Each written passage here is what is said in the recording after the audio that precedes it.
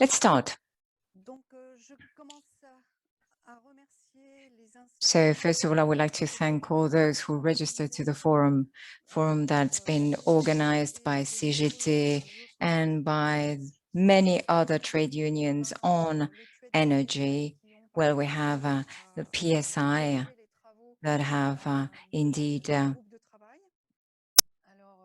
moderated the works of the working group, and I want to thank them because we've been working for the last 6 months, and I wanted to also thank Daria, who's ill, unfortunately, so I hope she gets better very soon. Irene, and it's her skills for organization. Sean, who's a little bit our director here, who's been really directing our work. So thank you to all of you.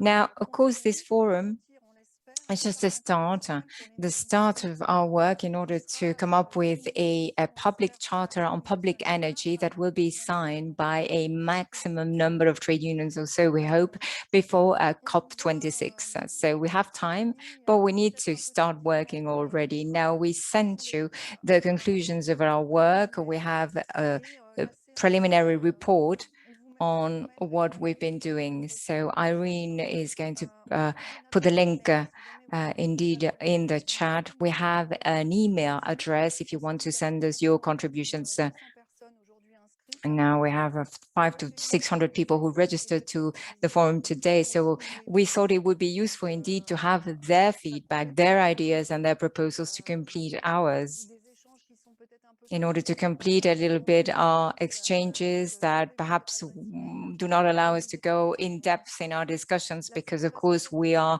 online. Now, we have 3 sessions. The first session is an opening session, of course. Then the second session will be on the intermediate report or the interim report that's been sent to you. So there'll be exchanges in the chat, and I think Irene will have to orchestrate all that.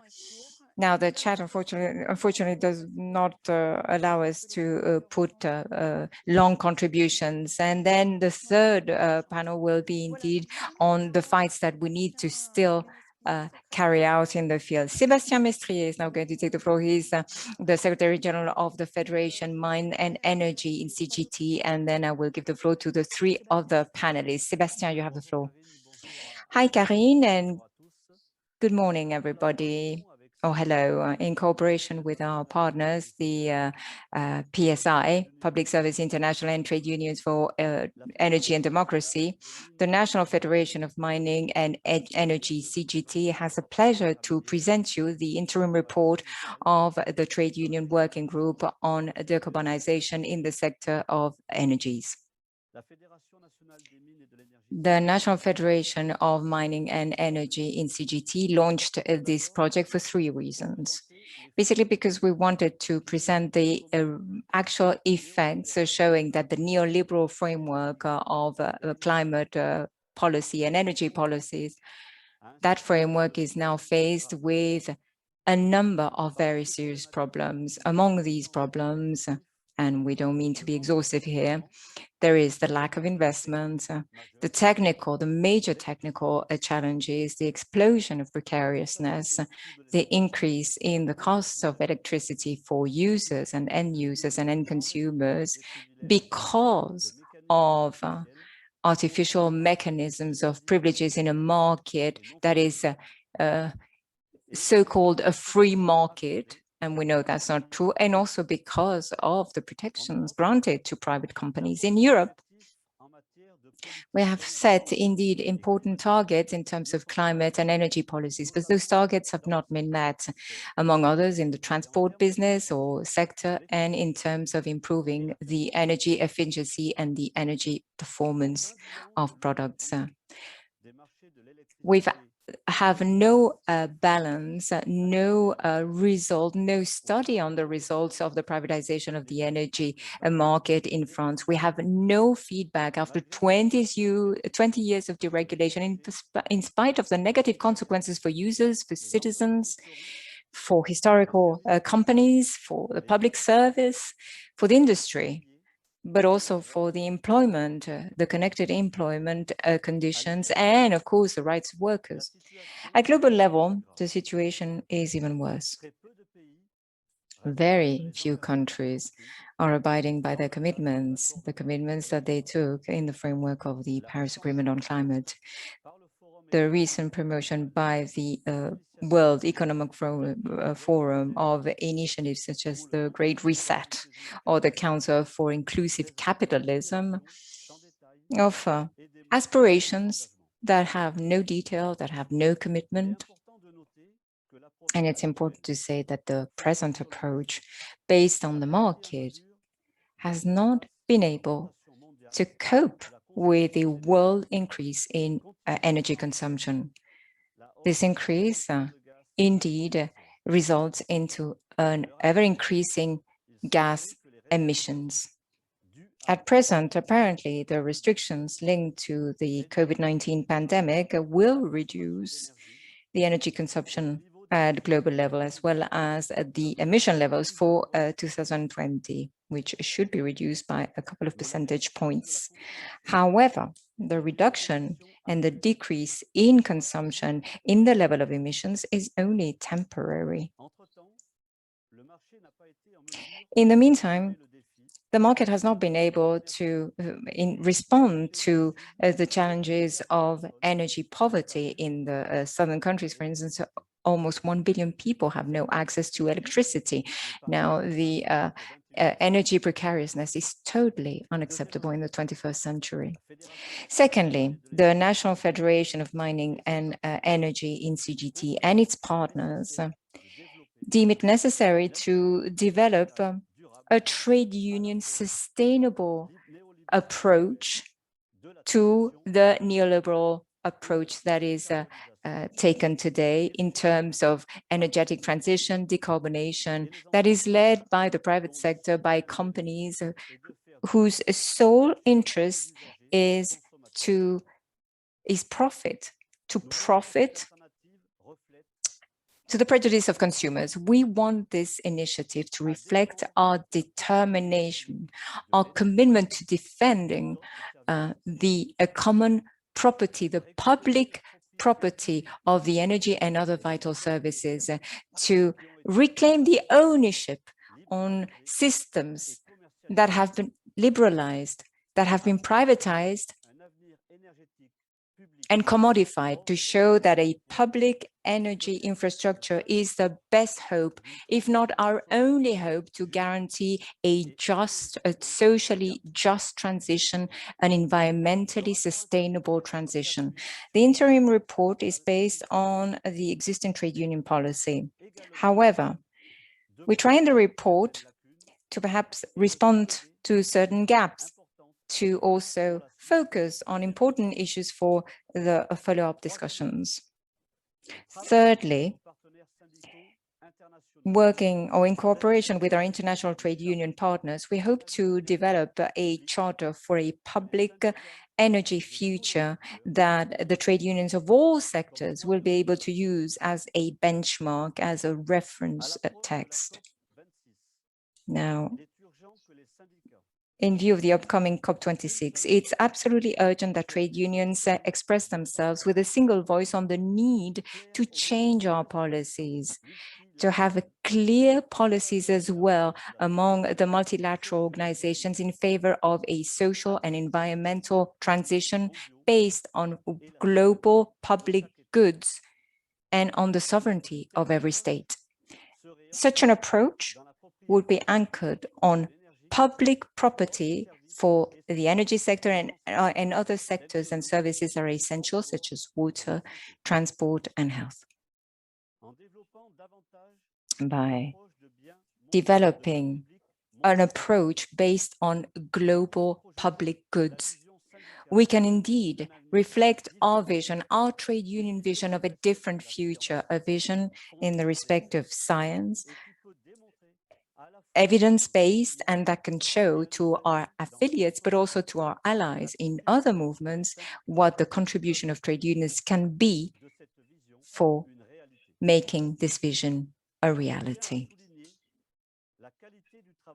I would like to thank all the stakeholders for the quality of their work that's been put into this and for the organization of this trade union, this global trade union forum. The project of the report, the task for an energy future seems to me to be a very solid and constructive basis on our way towards an international charter for public energy. Our strength is our ability to come forward with proposals. And as a national trade union organization for workers in the mining and energy sector, I am convinced that all these ideas will be a strong pillar for the labor force, but also for the citizens in the world. I wish us all very fruitful discussions in order to feed this debate on a topic, the stakes of which will structure indeed our fight against the climate deregulation and for climate. Thank you very much.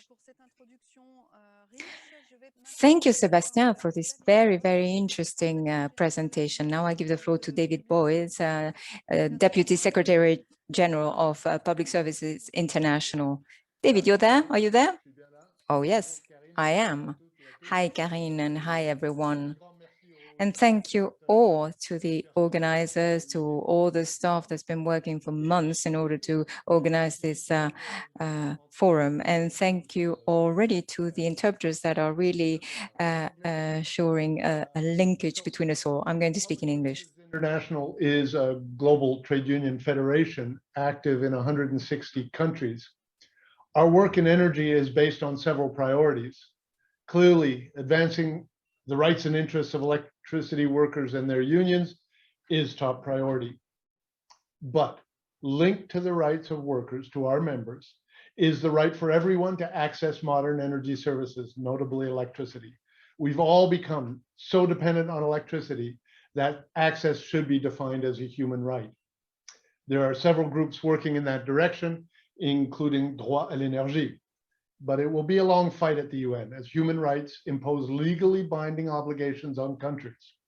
Our public energy charter will help in this process. But for us, universal access to quality public services is a guiding principle. Studies demonstrate that in the world's richest countries, in OECD countries, universal access reduces inequality by about 20%. Access to public services of energy and water, health and social services, education and culture, transport, the internet, and others is one of the main ways to bind a society together. Universal access offers benefits that range across 4 dimensions: equity, efficiency, solidarity, and sustainability.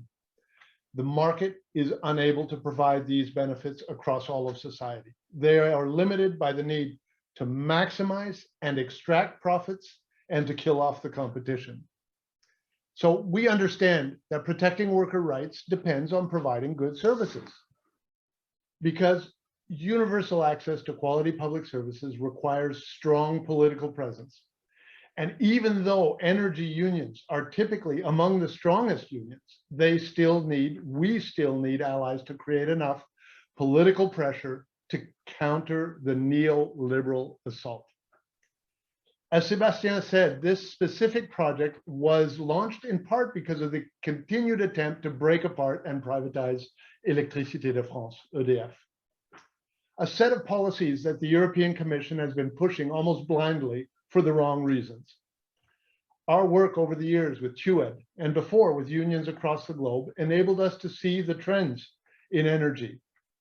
The policies of unbundling, deregulating, and privatizing the electricity sector were and still are part of the global neoliberal attack on public services and on energy workers and their strong trade unions. We need to be very, very clear about that. Energy privatization, often driven by the World Bank and the IMF with support from a number of countries, is aimed at destroying our unions. These policies are not about ensuring universal access, greater efficiency, affordability, higher quality, and reliability. And with these policies, these neoliberal policies, a few big for-profit electricity companies tried to create empires across the globe. There were even some public utilities that were tempted. Many used World Bank loan conditionalities to gain entry into developing countries. Most failed, some miserably. You may remember Enron. Others quietly withdrew to their safer home territories. Look, one of TUED's core focuses is the link between energy and climate. Their research shows clearly that the neoliberal machinery, whether privatization or the trade deals or protection of intellectual property, public subsidies, global supply chains, all of these and more are failing to deliver renewable energy, not fast enough to keep us under the 1.5 Celsius goal of the Paris Agreement, nor wide enough to ensure universal access as required by the Sustainable Development Goals or our own moral compass. In this time leading up to COP26 and beyond, the whole labor movement must unite to create a better world, not to return to the world of before the pandemic, but one based on equity, on human rights, on solidarity across borders. It will require that we open our eyes to the failure of our current system. And the work of TUED is providing one piece, a crucial piece. We started this specific project in TUED before the pandemic for unions to digest, to spread, and turn into action. And not just energy unions, all unions. Because our work nowadays can hardly exist without electricity. So all unions are energy unions. And we must figure out how to get carbon out of electricity and quickly. TUED's work presented here and their other papers are key to helping us understand why current policies are not working and which policies can. So please engage with us, engage with TUED, and let's make our voices heard. Thank you. Merci beaucoup à tous.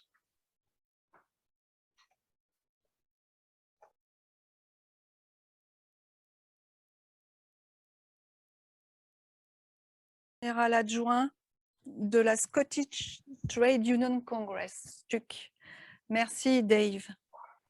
Thank you very much, and good afternoon, everybody from Glasgow, from Scotland, where we may welcome, hopefully, very many of you, depending on the arrangements, to the COP in Glasgow in November. And from where I'm sitting, I can see the venue where the COP will take place, which runs along the River Clyde, which was once called the workshop of the world, in a city which suffered over many decades from privatization, neoliberalism, and the destruction of its industry. And we're going to be in a COP in Glasgow where our UK government and our Scottish government will seek to place themselves at the forefront of the movement to reduce emissions, and will seek to present themselves as in the vanguard. However, I'm also sitting in a city which has got some of the highest levels of fuel poverty in Scotland, and sitting in a country where there is a real threat that the transition from carbon intensive to green energy will not bring the benefits that has been promised. In fact, over the last 2 decades, Scotland has seen a huge increase in renewable deployment. Our renewable capacity has more than trebled. And 10 years ago, our First Minister, Alex Salmond, boasted that Scotland would become the Saudi Arabia of renewables. They predicted 10 years ago that there would be 130,000 renewable jobs here today by 2020. The fact is we have 23,000, and even though offshore production has trebled in the last 6 years in Scotland, there has not been any increase in jobs in renewables at all. And these promises are being broken because Scotland's low carbon and renewable energy economy is dominated by private and overseas interests who are quite happy to offshore jobs. Scotland's low carbon economy has a significant trade deficit. We import far more goods and services than we export, particularly when it comes to offshore wind. Apart from one single demonstration turbine off the coast of Leven in Scotland, all of Scotland's offshore wind is controlled by private corporations. And these companies have little or no interest in providing good quality jobs in Scotland's supply chain. Just to give one example, Scottish and Southern Energy and Total's 5.7 billion offshore wind farm Seagreen has recently been found to be paying migrant workers less than the minimum wage to undertake survey work. And the contract awarded 114 jackets, huge steel structures that the turbines sit on, to China and the United Arab Emirates, transporting them halfway around the world on diesel burning barges, equivalent to putting tens of millions of cars on the road for a day. And because of this, BiFab, the fabrication yards in Fife and Lewis, which represent Scotland's best hope of building a manufacturing base out of offshore wind, quite recently employed 1,400 workers. Now they employ only 300, and even those 300 are simply because of a massive campaign run by the trade union movement and communities to try and save something. And it's been these real life events that have made Scotland's energy workers and unions suspicious when business and government talks of a just transition. At the same time as many businesses engage in a race to the bottom on terms and conditions, and governments fail to intervene to create real jobs. And what we need to do about this, of course, and this is why I welcome this conference and this initiative so much, is to decarbonise through real serious investment in the region of tens, if not hundreds of £billions a year over the coming decade. Simply on jobs, the SDUC estimates it would take 13 billion of investment to create 140,000 sustainable green jobs across a range of sectors in our economy. And let's be honest, that money isn't going to come from the private sector at the moment. So it will need to come from the public sector, who, as we know, can currently borrow at next to no cost. But public investment isn't enough in itself. Too often we've seen an approach based on throwing public money at the private sector. Multinationals then hoover up the profits, offshore the jobs and often the tax revenues, and leave little social or environmental benefit to workers in Scotland. The fact that more than a quarter of Scotland's offshore wind is owned by the public sector highlights that there is no practical barrier to public ownership. The only problem for us is that it is Chinese, Danish and French public organisations, not the Scottish or the UK public sector, that owns any stake at all in Scotland's renewables. We need far greater levels of public ownership in the green economy, and where we do provide support to the private sector, that needs to be contingent on providing real benefit to local communities and quality jobs based on fair work principles for workers. So as we look forward to the COP, what do we expect and what do we hope?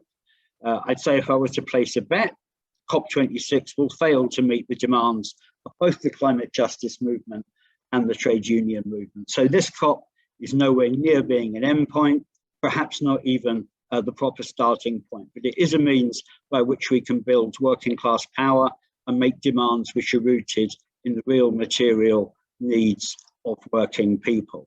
And here in Scotland, we intend to put forward some very clear demands of our government, which are linked to public ownership and growth of public power in the delivery of energy and aligned projects. We intend to argue for the retrofitting of our buildings on a street-by-street basis. Quite simply, if we want to reduce emissions, create jobs and tackle fuel poverty, this is the single biggest intervention we can make.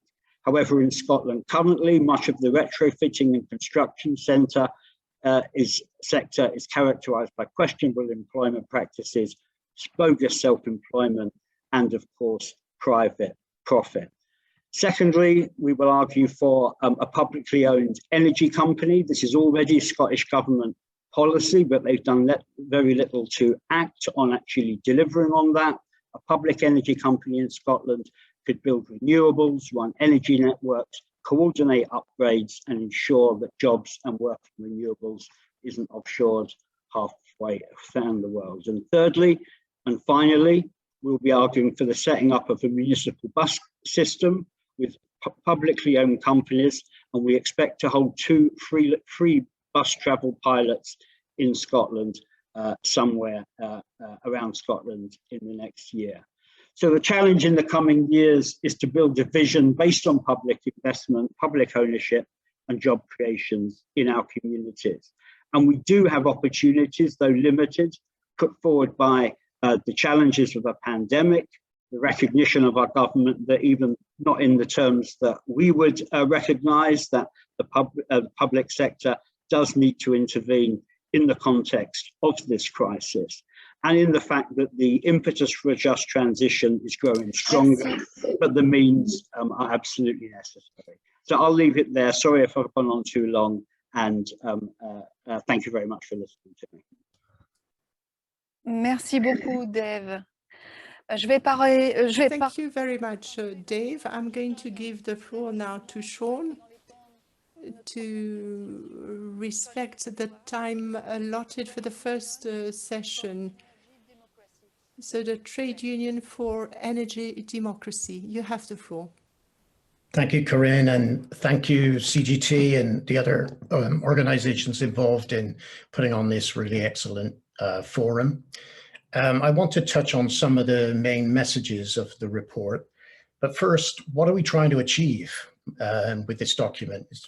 In the view, I think, of the task force, the goal of the report operates on several levels, and I'll come to that in a second. Just a word on the length and the detail of the report, because this is not a culture where reading is quite as popular as it used to be. But we felt it's necessary not to leave any stone unturned in terms of examining the failure of the neoliberal model. So we spent a lot of time on that. We understand that this is not a document that people watching France beat Germany in the European Championships, congratulations France, will be reading. It's got to be synthesized and explained and popularized. So, but we do need to know what's going on in the global energy system. Now, we also wanted to show that public ownership of energy is crucial to the ecological transition. It's not just about restoring energy to public ownership in order to provide more equal access, affordable prices. It's also about driving a decarbonization forward. We understand that not everybody is convinced that public ownership is necessary. Many have embraced the idea that the transition to a low carbon economy is inevitable, well underway, and the era of fossil fuels is over. We find this observation remarkable because it just flows against all of the evidence. But it also has an effect on our movement, because if we believe the transition is inevitable and the fossil fuels are on the way out, then really our job is to ensure that the workers are looked after, that we have a seat at the table, and we need to restore social dialogue.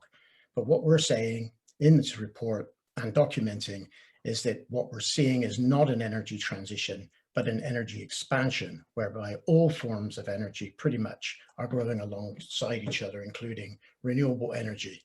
It's worth remembering that renewable energy, what they call modern renewable energy, wind and solar, generates about 10% of the world's electricity now. That's quite a big increase on the last 10 years. But 90% is, or rather 80%, 90% of final energy supply is provided by fossil fuels. So this is not an indication that the era of fossil fuels is over. We also think our policy as a movement has to go beyond calling for increases in political will or criticizing governments for insufficient ambition. We need to address the growth imperative in capitalism. Neoliberals want green and inclusive growth, as if putting the word green and inclusive in front of the name growth will change the very nature of the political economy that today runs mostly on fossil-based energy. So this current reality needs to be addressed. Now, the interim report shows how the policies designed to incentivize or unlock private investment have failed. The decarbonization agenda today suffers from a massive investment deficit that we've documented. Governments have used public money to de-risk investment, but the deficit gets larger with every passing year. And policies that were based on pricing carbon and other market mechanisms have been a complete disaster. And we explain why this is the case. I think most serious of all is neoliberal policy has neglected planning, energy planning. The transition we're looking at, or we should be looking at in the next 20, 30 years, will require a lot of very careful thought and planning, and it needs to be based on facts and it needs to be based on evidence, not based on market signals and other market mechanisms. We can see that in part one of the report, we make the case, therefore, for a massive policy shift, one that is anchored in public ownership of energy. Now, we call this shift in the power sector comprehensive reclaiming. We think that efforts to disrupt or undermine utilities have turned out to be counterproductive.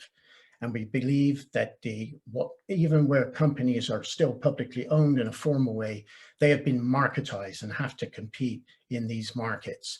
And we feel that their mandate must be, in reclaiming these companies, their mandate must be, there must be a mandate shift back towards a decarbonization agenda and a pro-public pathway. Now, we understand that this is a massive lift politically. We see things often going in the other direction, but we're going to hear later on from comrades in different parts of the world where public energy, the fight for public energy is very intense right now. And we feel that the arguments that are presented in this report, that reclaimed public energy, reclaimed companies can be the drivers of a decarbonization agenda. And it opens the door to the decommodification of energy. And we explain what that is in the report. It's not simply, oh, let's energy be free, quite the contrary in some respects. What we're trying to do is structure energy prices in a way that can influence behavior, yes, of course. But at the moment, energy is sold essentially volumetrically. In other words, the more you sell, the more money you make, which is great for private companies. But it also means that any efforts to conserve energy, to promote energy efficiency, which the scientific consensus says is absolutely essential for the decarbonization agenda, runs counter to the idea of making money from energy. Now we know, and Irene, I think, is going to touch on this in a moment, that there are big issues that still need to be resolved in the case of the governance and the planning questions that will need to come about. But our hope is that we will begin to move the debate inside the trade union movement and amongst our allies, many of whom in the environmental movement are becoming also frustrated with the lack of progress. And a lot of emphasis was put on community energy and small projects. And we feel that that emphasis now needs to shift towards a much broader, bigger, bolder, and more ambitious agenda. Public energy is not, restoring energy to public ownership is not going to be done overnight. But this is why this report is essential, because we're trying to show what needs to be done, what's failing about the current model, and how together, if we're clear about where we need to go, we can actually put decarbonization on track and put all options on the table for a facts-based and evidence-based discussion. So thank you for all the unions who are participating in this initiative, which will continue over the summer, and we'll have the report, we hope, finalized by September, ready for COP26, where we'll hopefully have a beer with Dave in Glasgow. Thanks, everybody.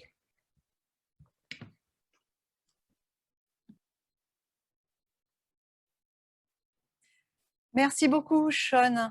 Oui, et je pense qu'en septembre, on se retrouvera aussi peut-être physiquement la task force. Thank you, and I think that in September we'll meet face to face for this report. I'll give the floor to Irene from TUED, and she will organize the next session. Thank you, Colleen. Hi. Thanks, Colleen, and thanks, everyone.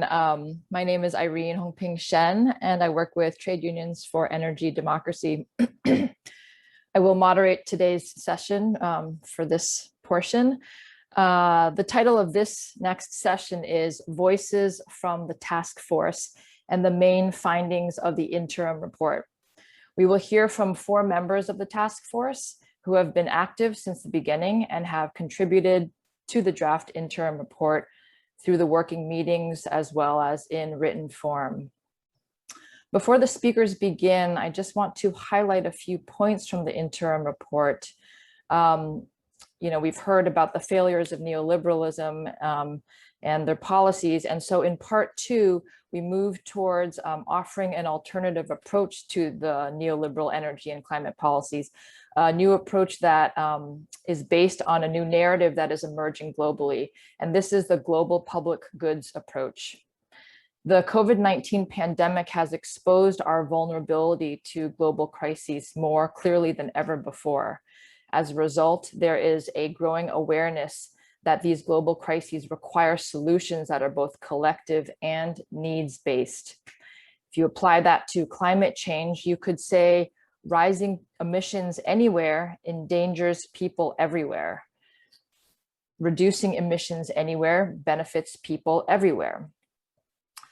The interim report urges us to connect with and support this new narrative, which is based on solidarity, sharing, and sufficiency. Part 2 also explains, Part 2 also explains how the COVID-19 pandemic has led to a major shift in our understanding of the capacity of government finance. John Treat from Trade Unions for Energy Democracy has drafted a thorough explanation of this major shift in macroeconomic theory.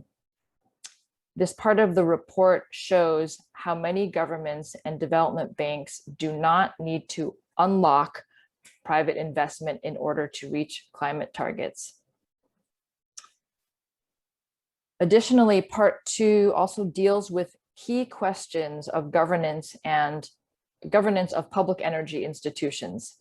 It draws to our attention to some of the specific challenges of governance and how these interface with the need for long-term planning.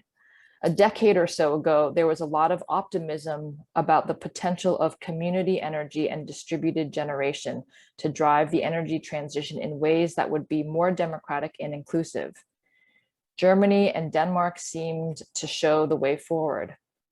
The report explains why this approach has lost momentum and why full public ownership can deliver a faster, fairer, and more effective decarbonization. It shows how unions, workers, and communities can be organized on local, national, regional, and global levels to pursue a public ownership approach in energy that also advances equity and justice while prioritizing human and ecological needs. Moving on to part 3 of the report, this part of the report looks at the challenges posed by decarbonization and economy-wide electrification. We will hear from Karine Granger shortly from FNME CGT, where she has taken the lead on this portion of the report. We will be continuing to develop this section over the next few months, so you will see that it is not complete if you are looking at the interim report on the website. Part 3 does not try to resolve the debates on the different technology and pathways. That would be impossible. But the report does try to show how public ownership allows for an evidence-based discussion, one that is liberated from the influence of private interests. So we hope that you will be able to read the interim report. If you would like to see it, it's on the website now. And then, as Sean mentioned, it will be completed in September and will be made available. So again, when you read the report, please give us feedback and we will put the email in the chat again. For this portion of the session, I want to encourage attendees to post questions in the Q&A function for our speakers. You can type the questions in your own language and we will translate them into English, and I will read them out loud so the panelists, the questions can be interpreted and panelists can respond to them. And just one note that the speakers for this session, Matthew Lay, who is going to be speaking last, he has a conflicting meeting, so he will join after the Q&A of the session to give his intervention. just a logistical note. So without further delay, I will hand over the floor to Colin Long, who is the Just Transition Officer from the Victoria Trades Hall Council in Australia. Colin, you have 7 minutes, and I will flag you when you have 2 minutes left. Thanks, Irene, and thank you to everyone and the CGT in particular for putting this forum on. Much of the discussion about the feasibility of decarbonising electricity systems is not actually about technical or resource constraints on the deployment of particular technologies. After all, the technologies exist today to achieve the full decarbonisation of electricity generation in most of the world. The fact that decarbonisation is not being achieved at the required scale and speed is not a matter of technological inadequacy. Most of the time, when we are talking about the difficulty in decarbonising electricity, we, and this includes many trade unionists, actually mean that it is difficult to decarbonise electricity in a market framework that gives priority to profits for private investors. What is missing is a concerted public investment and planning to replace fossil fuel generation capacity with renewable energy. One of the conceptions that we have to abandon at the outset is the concept of baseload power. Increasingly, it's understood that an electricity system should supply what in English we call dispatchable power, essentially power on demand. Renewable energy presents real challenges to dispatchability, but fortunately, from a technological perspective at least, we are making substantial progress on managing the intermittency of renewable energy, and I'll describe some of the ways we are doing that. So there's a lot of development at the moment on storage technologies, in particular batteries. They're playing a significant role in electricity systems in several countries. They're getting larger and cheaper and more capable at a very rapid pace. They're employable at different scales, including grid, neighbourhood and household scales. And if properly integrated into the design of renewable energy generation, they can be used to stabilise the grid and provide power when renewables are offline. Then there's pumped hydro, the principle of which is very simple. When energy is in excess supply, it's used to pump water up to a head, and when demand increases, supply can be increased by releasing the stored water to power turbines. Very simple. And then there's hydrogen, which has many uses as a fuel and as an input to green metal production processes. In relation to electricity production, it's probably best understood as a store of renewable energy to be used in peaking plants. And there are lots of other forms of storage, but I don't have time to go into them all tonight or today. In relation to demand management, another important technology, management of the electricity system at grid scale is increasingly possible through the management of demand from large-scale industrial users such as aluminium smelters, and it will eventually be hydrogen plants as well. The Internet of Things is becoming increasingly important. So real-time demand prediction and response are increasingly becoming possible through the Internet of Things, allowing energy system managers to balance electron supply and demand and shift load to align with generation capacity. Developments in algorithmic demand prediction and management also promise better management of supply and demand to reduce the challenges of intermittent generation. But really importantly, because demand management of this kind requires interference in the private affairs of individuals for the sake of public good, this is a very strong argument for the public ownership of energy system management of all kinds. Smart grid technologies are also developing. They allow for the more efficient use of renewable energy generation and storage.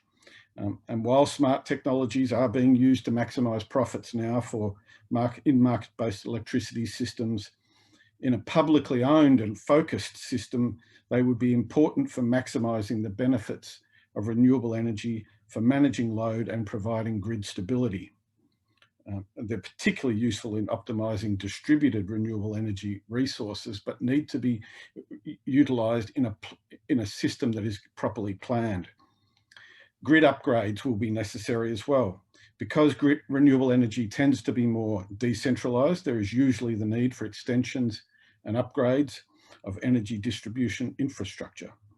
This is job-rich exercise and also makes sense to be managed through public investment and planning to maximise the benefits and reduce costs. Also, we need more extensive electricity grids to manage weather variability and to share generation capacity to cope with fluctuations in solar radiation or wind strength. Again, interconnections are going to be geographically important and are likely to be more easily managed between different jurisdictions by publicly owned organisations governed by the public interest. Grid management. Electricity grid systems require fairly constant frequency and voltage. There has been great concern about the integration of asynchronous renewable energy into such grids. And while the integration of renewables is challenging, it's clear that the technologies are either available already or will certainly be available within the timeframes needed to decarbonise electrical grids to tackle the climate challenge. The problem is not technological. The problem is market-driven systems. The problem in market-driven systems is finding a way to make these sorts of technological services profitable. As with all aspects of the electricity system, decarbonisation process, the slowness of these market creation activities is holding back the introduction of grid stability and the integration of renewable energy. We have in effect decided to hand over the most important issue in the contemporary world, the decarbonisation of electricity, to complex government-created, regulator-enforced markets designed to maximise private profit. This, not any technological deficiency, is what is holding back decarbonisation of electricity. Thank you. Thank you, Colin. Next, we will hear from Samantha Mason, who is the Policy Officer at Public and Commercial Services Union in the UK. Sam, I give the floor to you. You have 7 minutes. I will flag you when you have 2 minutes left. Oh. Sam, are you here?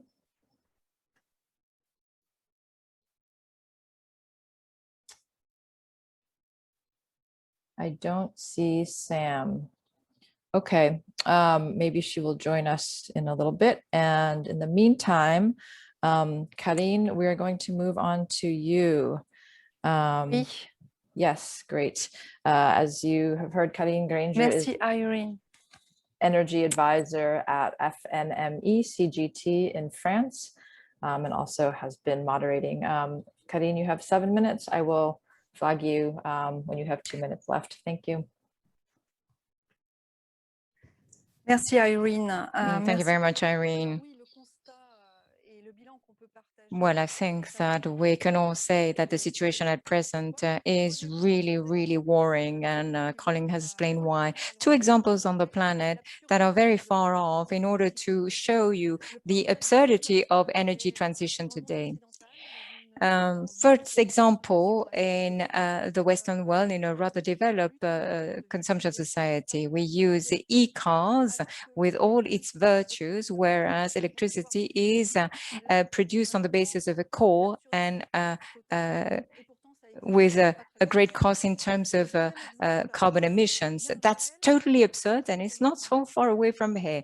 Second example is the lack of access to electricity and power. We never insist enough on that. We always speak of Western societies, but the lack of access to power, to electricity, is creating GHG in a considerable manner. It's what we call the passive self-consumption. So when there is a discontinuity on the grid, well, there are diesel services policies that are put in place in order to remedy that. And I've taken these two examples in order to show you that whether you are in the Northern Hemisphere or in the Southern Hemisphere at international level, we're all faced with challenges that we need to solve. Our priority is the decarbonization, as I said before. If technically we do have solutions, well, they are there. They're not all industrial solutions. Well, very often we have a very divisive debate on the use of technologies, whereas I think that we need to implement anything and everything that allows us to decarbonize our economy as quickly as possible, but in a planified manner, because there are workers here at stake. Electricity is a vital need as a water, and we need to provide a continuity in service. But the problem is that right now its generation cannot be indeed stored. So we need to have a balance in the network, a very difficult balance, and the stakes at economic level are very high. Now we see that there are high needs, and Sean has said it before, Past has shown that every time that we have a new technology, this technology has been added to the panel of other technologies because our needs are increasing constantly and they increase massively. Now, sometimes, of course, there are good reasons because, of course, we try to use low carbon emissions technologies. For instance, in the sector of transport, we relocalize our industries. But of course, you've got the digital technologies, the data technologies that create new needs in terms of power and electricity. And that's a contradiction. So very often you are confronted with the contradictions of the market rationality. Which market is going to tell you to consume less? Whereas we're in a rationality in which the market asks people to consume more if you follow the neoliberal approach.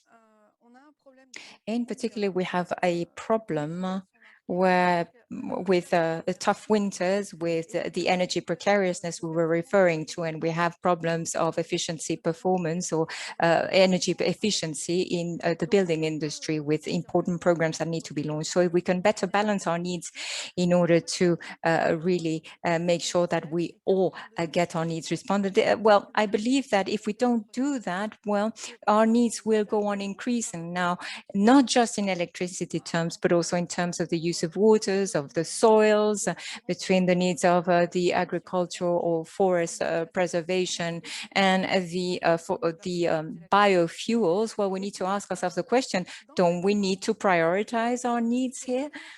And of course, the alternative to carbon energies or coal energies will have to be promoted. And of course, it's not possible to impose on users too many constraints. Otherwise, people will never adhere to these new technologies because simply they will not respond to the new solutions, will not respond to their needs. And also the cost is an issue.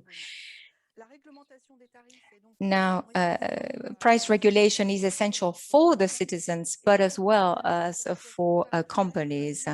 And we need to use here a lever for the sake of solidarity between citizens. Every production tool has its benefits, its disadvantages in order to reach our objectives. And in the report, as a matter of fact, we present the, let's say, the more virtuous technologies. We didn't talk about oil and coal. Of course not, that was not our aim. But of course, what we need to understand is that every technology has a carbon footprint, and there's nothing we can do about that. The idea is to diversify, of course, the mix, the energy mix, so as not to impose too heavy a load on one particular resource. The idea is to have this energy mix, which need to be defined according to the countries, to the needs of each country, to the capacities, the geophysical capacities of countries in view of their grids, of their history, of the balances of these countries, the long-term social and economic history. Now, workers' conditions to serve the best interest and their pathway towards this transition is also a central issue here. We need to see what the conditions are for workers in the carbon-intensive industries. They will need accompanying measures, and this is a real challenge that we need to respond to. So, for instance, we can change the existing tools We can promote requalification, for instance, make sure also that some coal mining plants are converted into something more useful. We have a couple of examples in France. Irene has told me that I only have 2 minutes. This is a very complex exercise. Now, the market will not respond to that challenge with the price volatility. And of course, right now, the market system will not respond to our needs in the coming decades. And we need to understand that. And the electricity market, of course, has been to the detriment of workers in this sector. So we need to find a way to protect those workers. Now, of course, I had a whole paragraph about energy safety and security. I will not dwell into that, but please read the report on that. We talk about, for instance, the increasing numbers of accidents in hydroelectrical plants for the last 2 decades. And of course, this has to be put in link with private property of these works. Irene, I will now give you the floor, and you can give it to Sam if she's joined us. Great. Thank you, Karine. You're great on time. Yes, Sam has in fact joined us. And so now we will hear from her. Samantha Mason is the policy officer from Public and Commercial Services Union in the UK. So I will hand the floor to you, Sam. Great. Thanks, Irene. And apologies for that mix up on the links. And thanks to everybody for this event and the opportunity to make a short contribution on behalf of PCS trade union. And we really welcome the report and obviously being part of this process of the task force. It's a very timely intervention into the debates around energy transition. And as the point was making in the opening contribution, to show our allies the important contribution of trade unions to this debate, and in fact how central we are to the debate around energy transition and decarbonisation of the wider economy. So I was just going to frame my comments really in respect of some of the work that we're doing in the UK with regard to the COP26 and leading up to that, and the kind of movement we're building with allies. So we have a COP26 coalition. That is a coalition of civil society groups that have organised across the environment and development, NGOs, grassroots community campaigns, faith and youth groups, migrant and racial justice networks, and of course trade unions. And I'm really pleased to say that we've managed to establish a separate trade union caucus within this coalition, so we can very specifically discuss our own mobilizations across the labour movement, as well as bringing the voice of trade unions and workers to the other groups within the coalition, which is very broad-based. And of course, that does include an international aspect, although obviously we're looking at the organisational framework in the UK, this is international as well. And as organised as part of the trade union caucus, we're doing that within the overall aim of mobilising activists for the Alternative People Summit around the COP and mass actions. But a key part of the coalition is about developing transformative policy demands that deepen the understanding and connection between the demands for decarbonisation at national level, the impact of different approaches, and of course, those impacts in the global south, and rooting that in global justice. So I think it's very clear, and also being part of the Trade Unions for Energy Democracy initiative for some years, that we have to argue within the coalition that public ownership of energy at national and global level is pivotal to any discussion on developing that transformative policy. Dave Moxon from the STUC has already very clearly set out the failure of the UK government's and their posturing, and the Scottish government's failure to live up to its promise on green jobs. And as well was highlighted, a lot of demoralisation that is going on across the broad climate movement in terms of the energy transition. And I think it's not enough for us just to call this out, which of course we should, but we need to obviously challenge this by putting forward our own alternative strategy. And the report is a really key part in providing us with the evidence to do just that. for example, by exposing the vested interest in certain technological options based on the needs of private business and investors, rather than public goods approach that centers the social, economic and environmental justice, which is critical to our wider climate justice framing. But I think we also have to challenge some of the big NGOs to come to this agenda as well. And I just wanted to highlight Greenpeace, for example, so Greenpeace UK, who released a report last year on the UK green jobs recovery, which is one of many reports that have been released in response to the COVID and jobs crisis.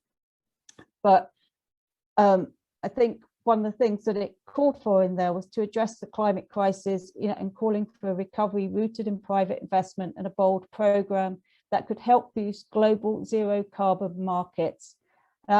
I pick on Greenpeace, not particularly to single them out, but because obviously they're a very well-known organisation and climate NGO, enormous respect in the UK and amongst trade unionists, but their focus is around market-based mechanisms and the green growth within climate change policy responses, and which obviously in this report has framed within the neoliberal carrot and sticks approach in terms of unleashing the wave of prosperity and creating millions of climate jobs. So obviously these responses that fundamentally disadvantage workers and communities, and as we know, market-based mechanisms and this whole captured just transition framework will dominate in these debates at the COP.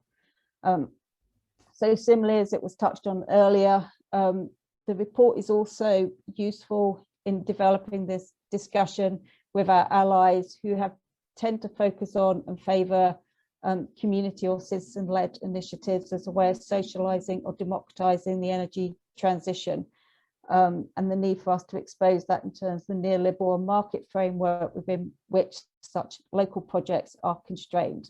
So as Sean clearly said, I mean, it's not just that we need public ownership for some of those issues of affordability, etc., but how we can use this as a way to create meaningful space for municipal level and community-based participation. Therefore, we must work within our unions to educate around the key arguments of the reports, and use this as a stimulus for the debate, which obviously the report is intending to do with allies across our movement on the need for public ownership.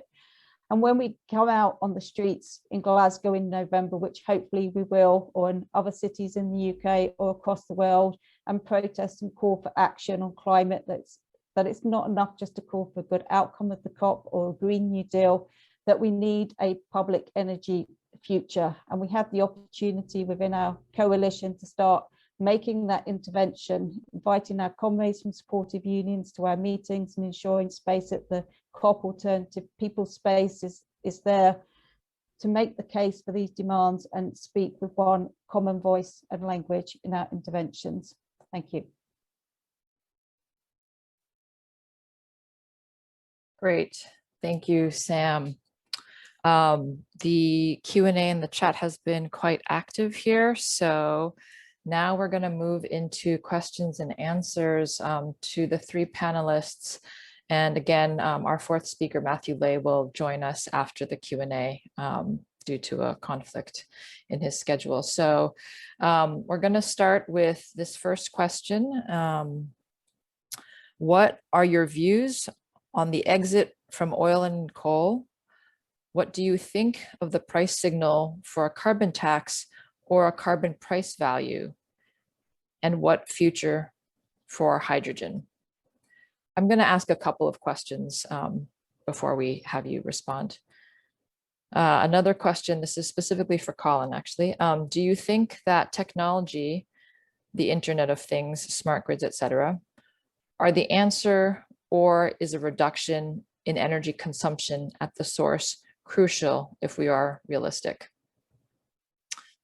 And I'll read one more before we go to your responses. I believe collective public ownership is essential, but I am also convinced that collective management must be democratic and must respond to the demands of local populations. So we cannot just pass the title deeds to the state. A profound change in management methods is needed. The present technocratic management of EDF in France is, in this case, an absolute counter model. Could you present us your remarks and projects on this fundamental subject?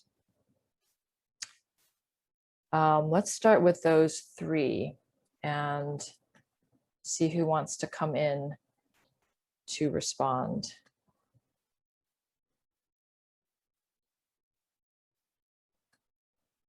I ask Karine, Sam, or Colin. Take any one of those. Tu peux répéter la question? Could you perhaps repeat the question for which you want the answer? One of the questions. Yes, so maybe we should take one question at a time. Too many questions are maybe an overload. Let's start with the question, the first one. Let me start with the question to Colin specifically, since it's directed to you. Do you think, Colin, that technology, the Internet of Things, smart grids, etc., are the answer, or is a reduction in energy consumption at the source crucial if we are realistic? I answered, I think, in the chat too, but I'll say again, energy efficiency and demand reduction, using less electricity are completely vital to the process of decarbonisation. They're incredibly important. We will save a lot of energy and a lot of CO2 emissions if we reduce energy, if we introduce energy efficiency. But all of those, we still need to run an electricity system, and that requires complex mechanisms to manage a renewable energy system, and that would be much better done if it was run in the public interest, in public ownership, and with public investment. Great, thanks, Colin. Okay, I'm going to read the next question that I read earlier. I believe collective / public ownership is essential. Yes. Est-ce que je peux juste apporter un complément? Irene, could I just give a complement of answer? Could I complement the answer provided by Colin? Absolutely. Please do, Karine. Go ahead. En Allemagne, we noticed that in Germany,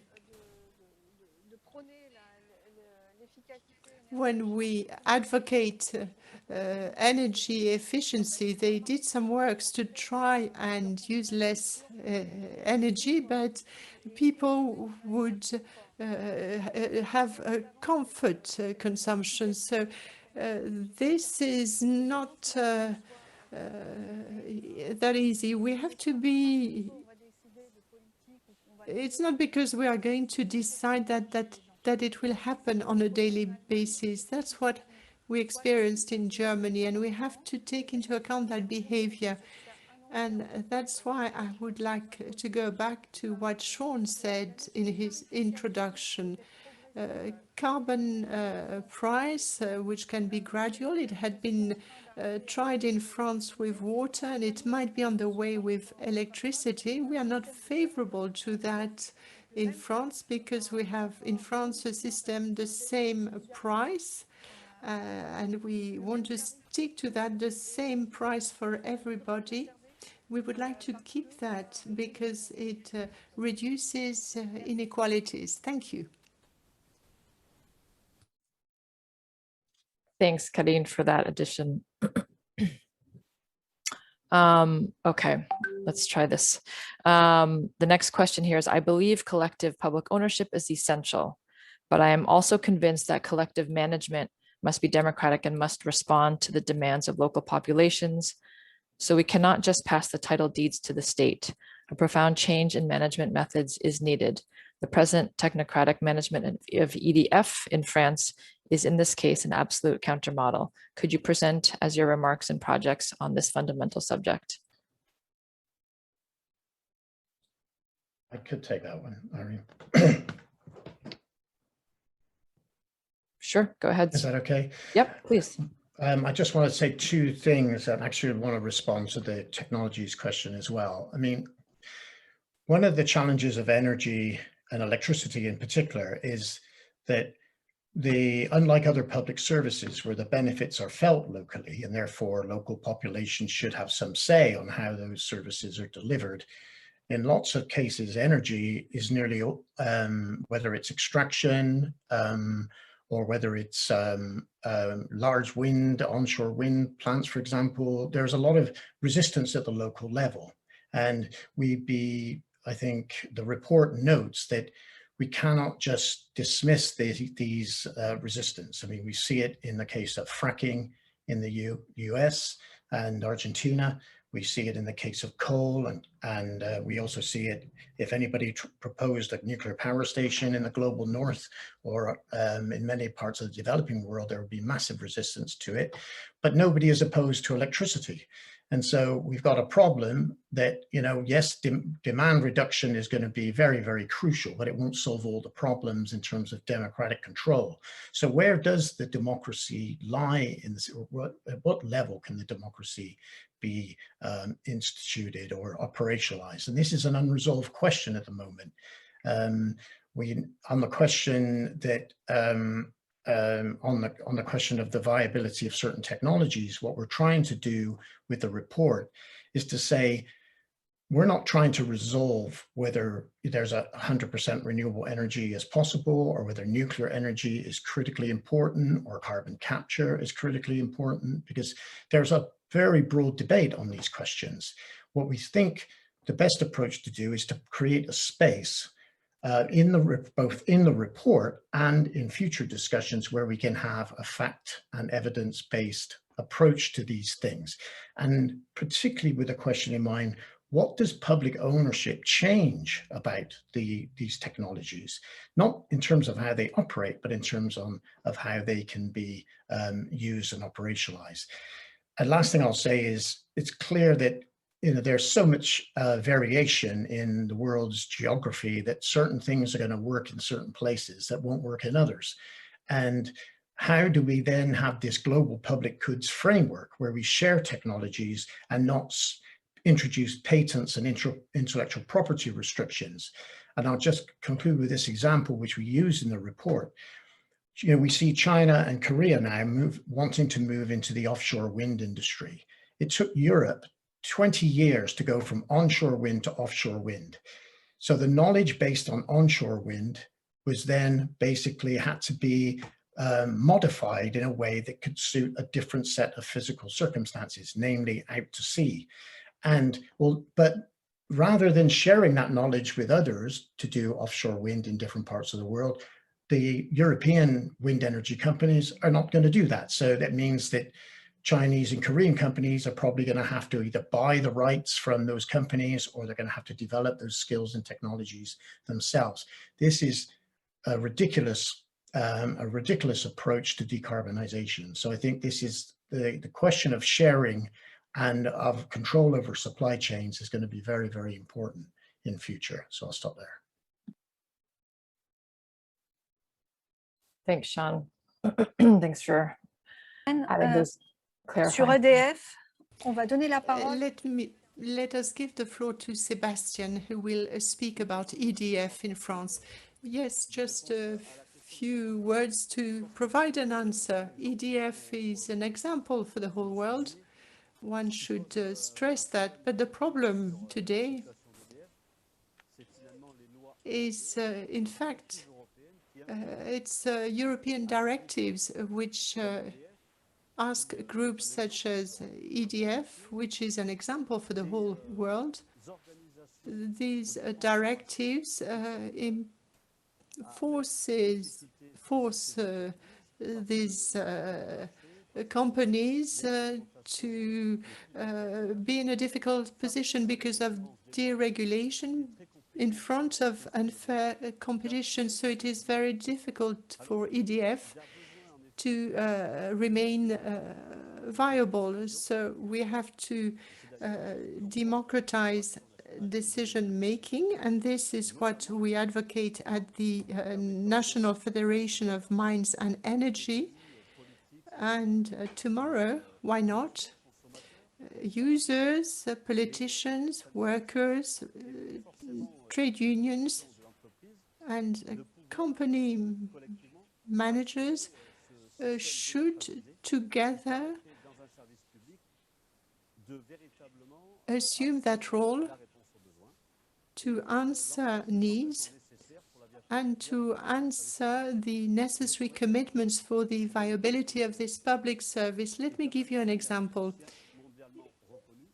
EDF is nevertheless recognized at the world level. It has organized its nuclear power plants, and you have an agency responsible for safety. So we have a public company which is logical. Unfortunately, European directives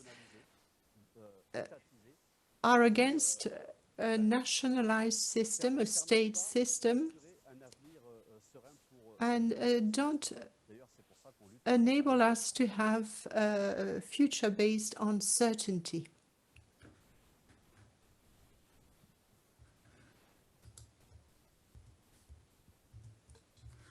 Thank you, Sebastian. Okay, let's move to this question. What are your views on the exit from oil and coal? What do you think of the price signal for a carbon tax and or a price value, a carbon price value? And what future for hydrogen?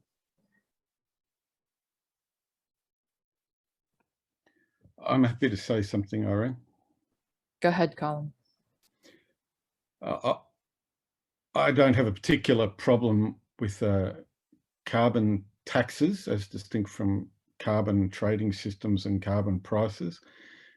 Carbon trading systems, as Sean said earlier, have not worked anywhere, and they don't show much evidence of working particularly. But the principle of taxing things that you don't like is well accepted.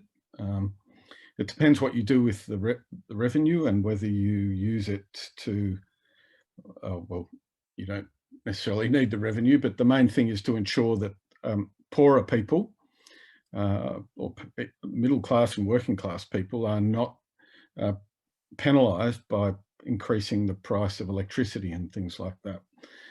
So I think that's the key issue, but that can be addressed. But I don't have a particular problem with taxing bad things. In relation to hydrogen,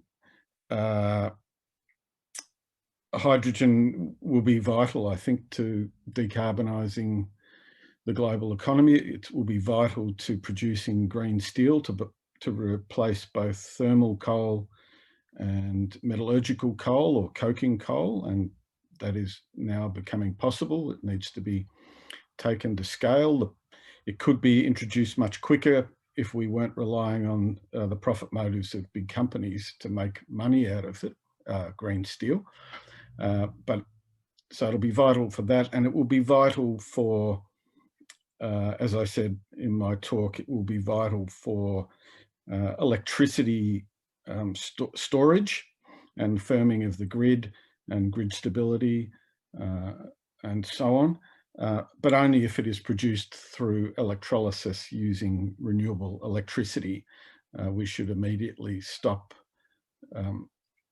thinking about blue and grey and black hydrogen, or hydrogen from coal or hydrogen from gas and things like that, because they're no long-term solution to the climate crisis. Thanks.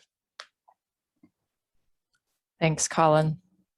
Does anyone else want to come in on that before we move to the next question? No. Okay.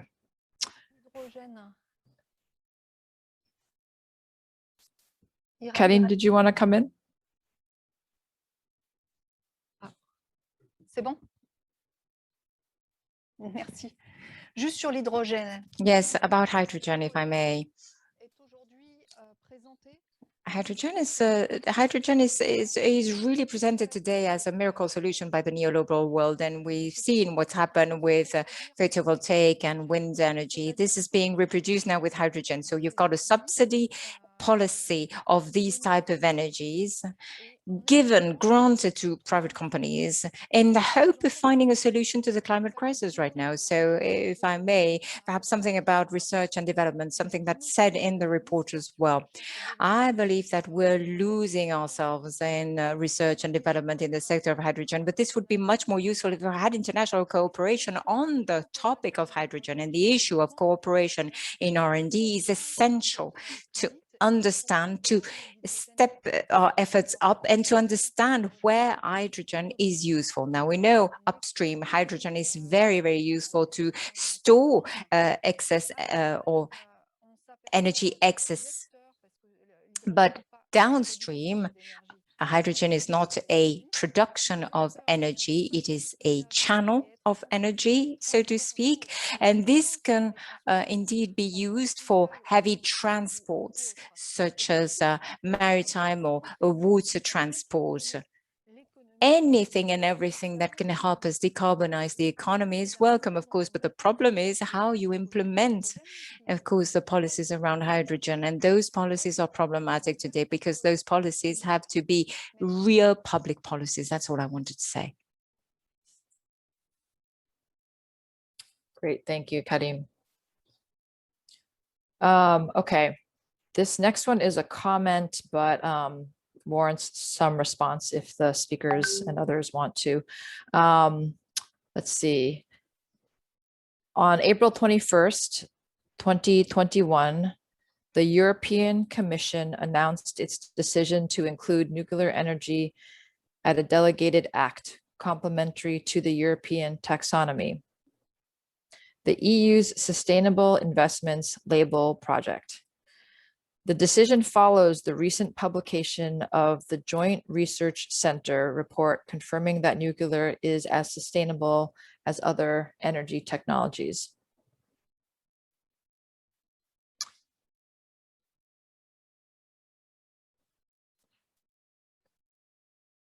Does someone want to respond to that?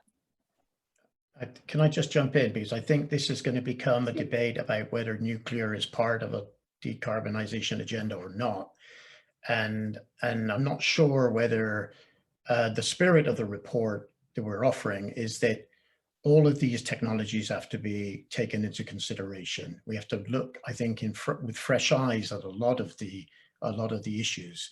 I'm familiar with that report, and it comes from a pretty conservative source, or rather, I think it was conservative members of the European Parliament who commissioned the report.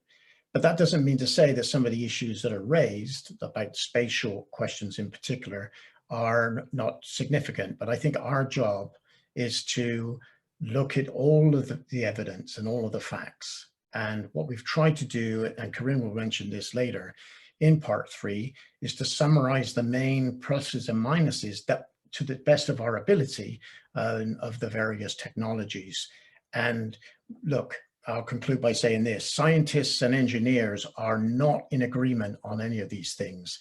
So there's a lot of debate over, even those who support 100% the decarbonization agenda, they have, there are many differences about the capacities of the different technologies and what should be used in the future going forward. So I think that's the way we've tried to approach it, and I think that's the way of future trade union discussions should proceed on the subject, because otherwise there's a lot of polarization even within our own movement over these technologies. So I think that's something I'd like to just interject with that one.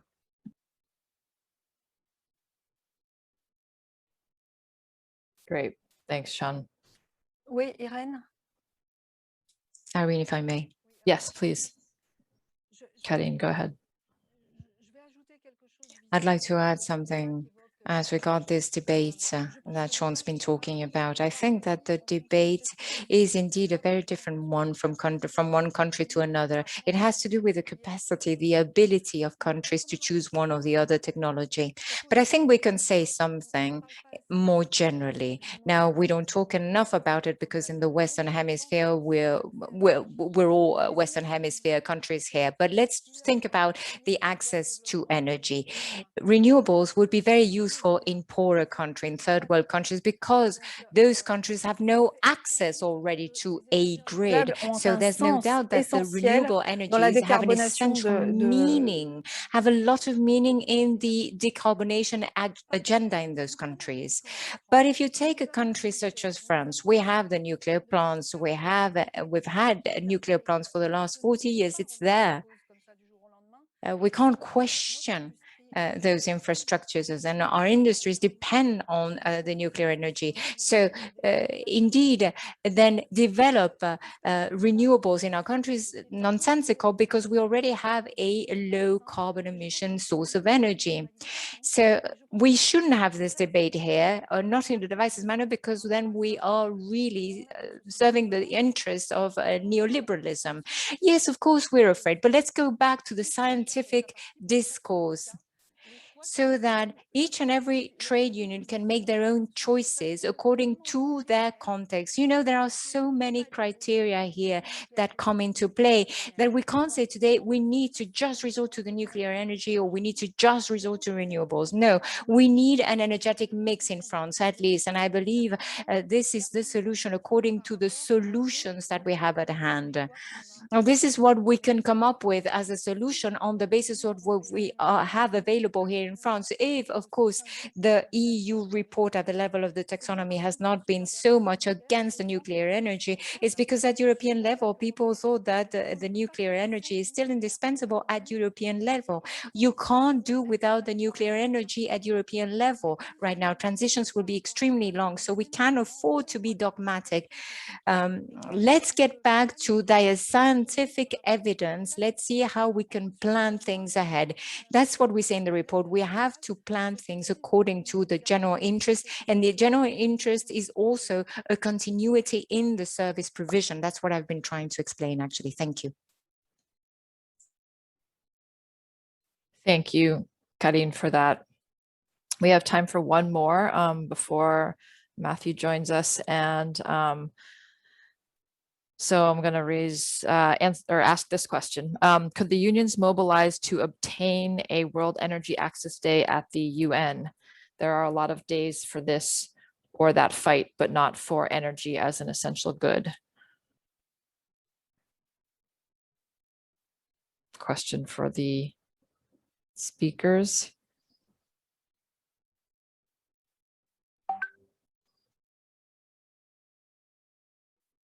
Anyone want to come in about whether the unions should mobilize to obtain a World Energy Access Day at the UN?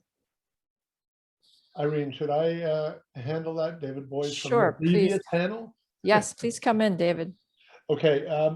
Look, we were engaged in the fight at the UN for the right to water, which eventually was successful. It took 15 years. It was a long, long struggle. And the main thing, well, there's no one main thing, but within the UN, unless you have member states willing to work with you, whether it's a trade union or an NGO, you're not going to get very far within the UN machinery. You must have the member states working with you. So that's going to be a key thing. Now, can trade unions mobilize? We can always mobilize. It's what we do best. Will it have, will our traditional mobilization with banners and demands have the impact within the UN sanctum? No, that's a pretty hermetically sealed building.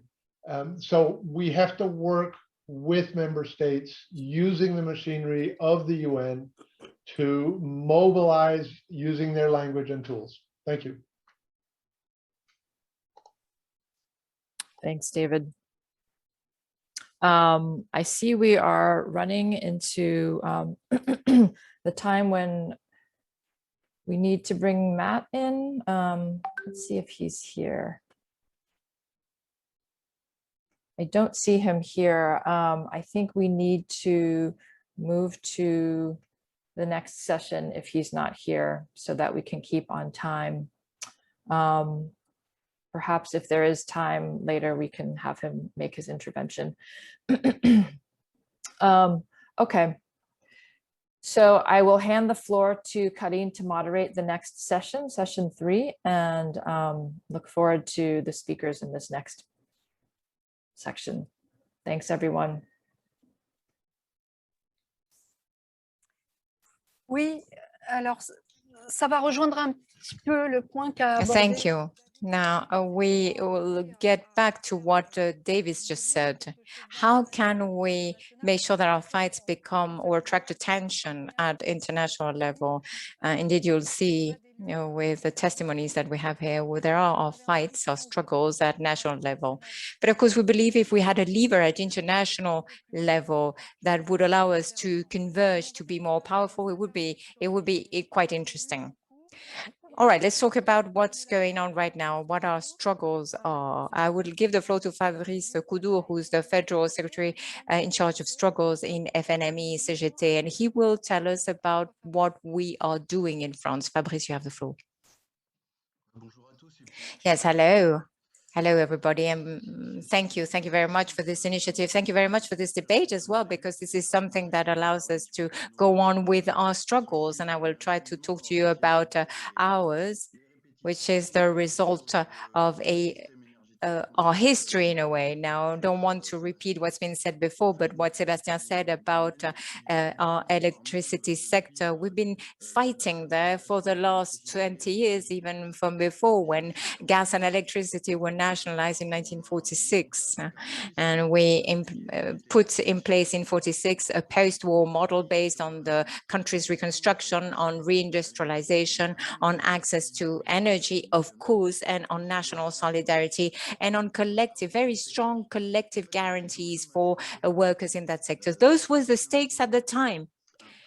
That was 1946, 75 years later, what can we say? Well, we have been able to take up the challenges, respond to those stakes back then, because the model survived for at least 50 years until, unfortunately, the neoliberal policies were put in place, the aim of which was to deconstruct this model, to bring it down on the basis or for the sake of a market that was destroying all responses to our needs. And our historical model, of course, came to an end by the privatization of EDF and the separation of gas, electricity, or the separation between these two industries.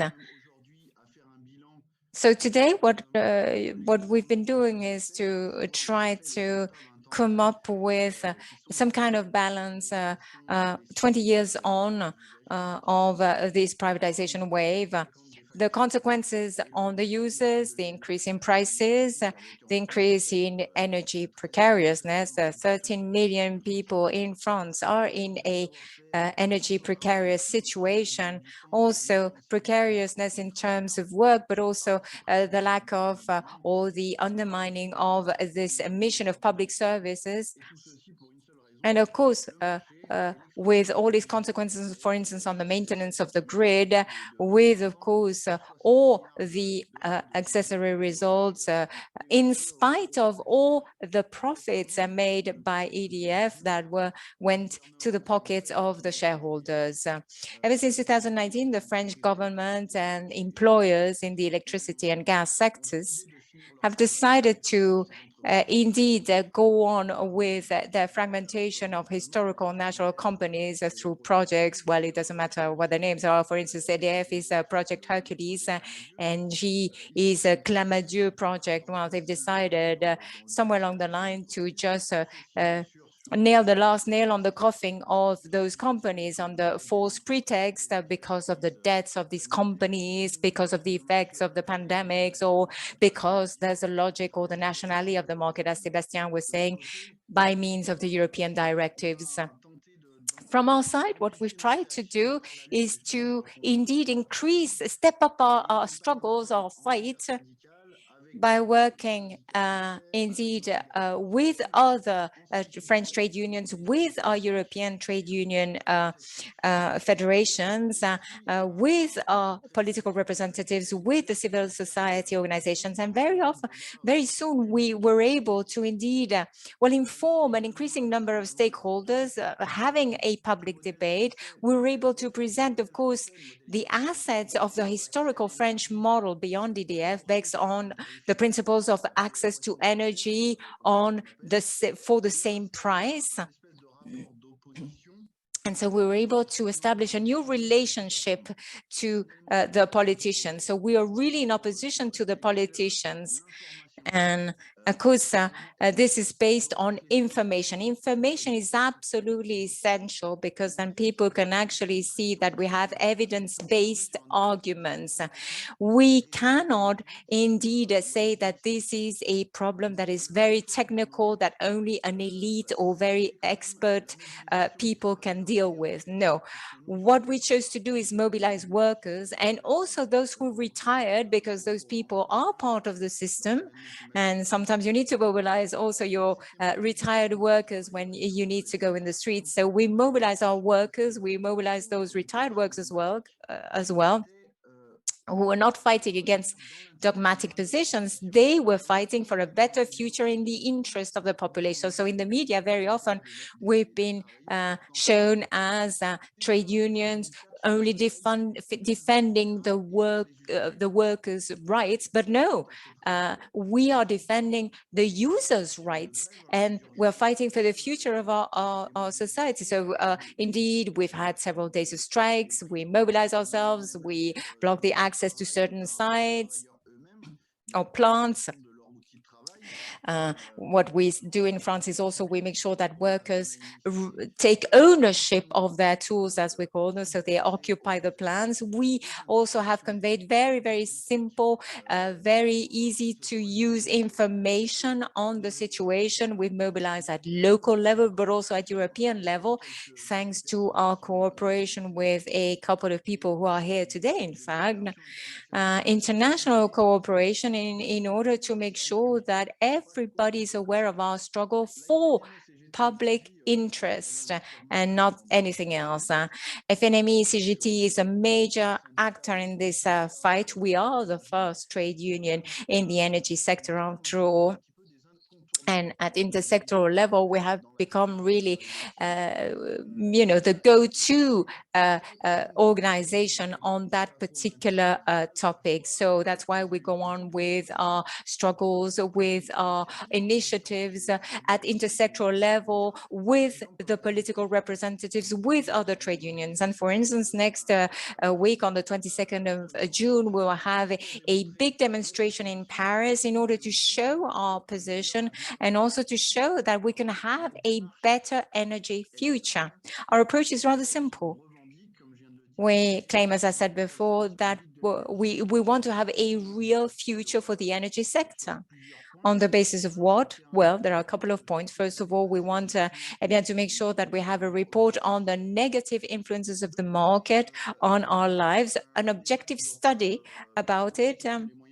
Now, of course, we don't want to put in opposition or to divide the different workers in the different sectors. No, we want to find points of convergence: the fight against climate change, energy precariousness, access to energy as a fundamental right. We want to reaffirm energy solidarity as well. Now, some people have said that before, also in the questions and answers. We're talking here about a public property good, but we're talking here about the public management of these goods. This is absolutely essential in our demands.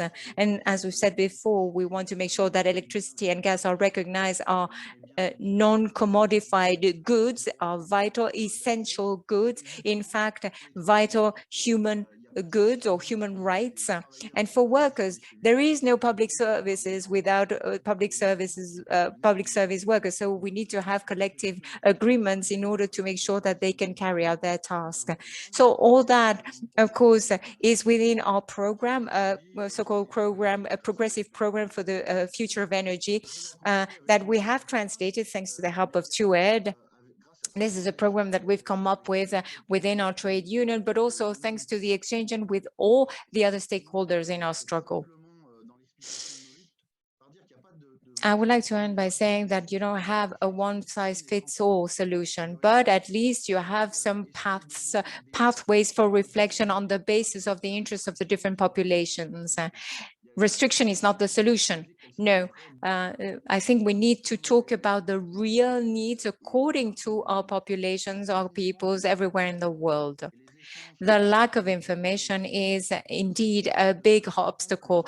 And this is why we insist on that, because we need to understand that the stakes here are not financial. It has nothing to do with the market economy.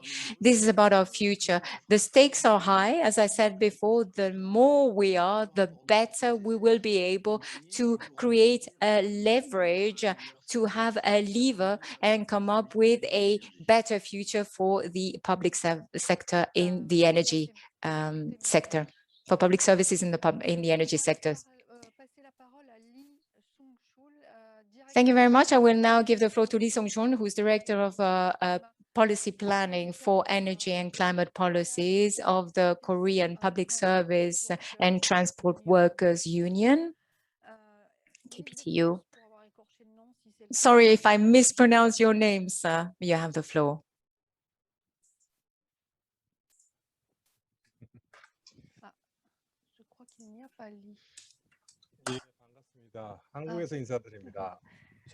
Hello from Korea.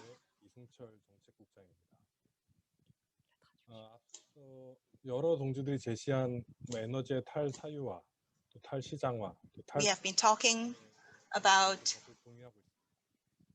the decarbonization and demarketization and decommodification of energy. And KPTU totally agrees with this, and also with the call for public partnerships in the energy sector. And we hope that through ongoing discussions started through this seminar, we will be able to take global action together to realize such policy directions. In recent years, Korean society too has become much more conscious of the climate crisis. Accordingly, even the government and companies that used to ignore the call for just transition are now trying to become more fluent in the language. But the problem is that their change in attitude is not directed towards energy democracy or basic energy rights, but aimed at making energy transition another opportunity to make profits. The power industry in Korea is made up of 6 public companies and many private power companies, with the latter accounting for almost 30% of total power production. With the climate crisis becoming an urgent social issue, Korea's major conglomerates are greatly increasing their investment in renewable energy. SK, LG, Hyundai, and Samsung are some of the main corporate actors consistently making inroads into the renewables sector. In line with this, the Korean government is also taking action. For example, the Korean government has come up with legislation and policies to expand the participation of private companies in the power industry. For example, the Electricity Business Act revision bill that was passed in the parliament this March allows private power producers to sign power purchase agreements for individual transactions instead of going through the public power trading market as they do today. And their objective is clear. They want to take up the space that will be left when coal power is phased out from the public sector. But as we are well aware, power generation and trade centered around the private sector is no different from the privatization of energy. And the consequences will be monopoly and oligopoly in the power industry, marginalization and environmental destruction.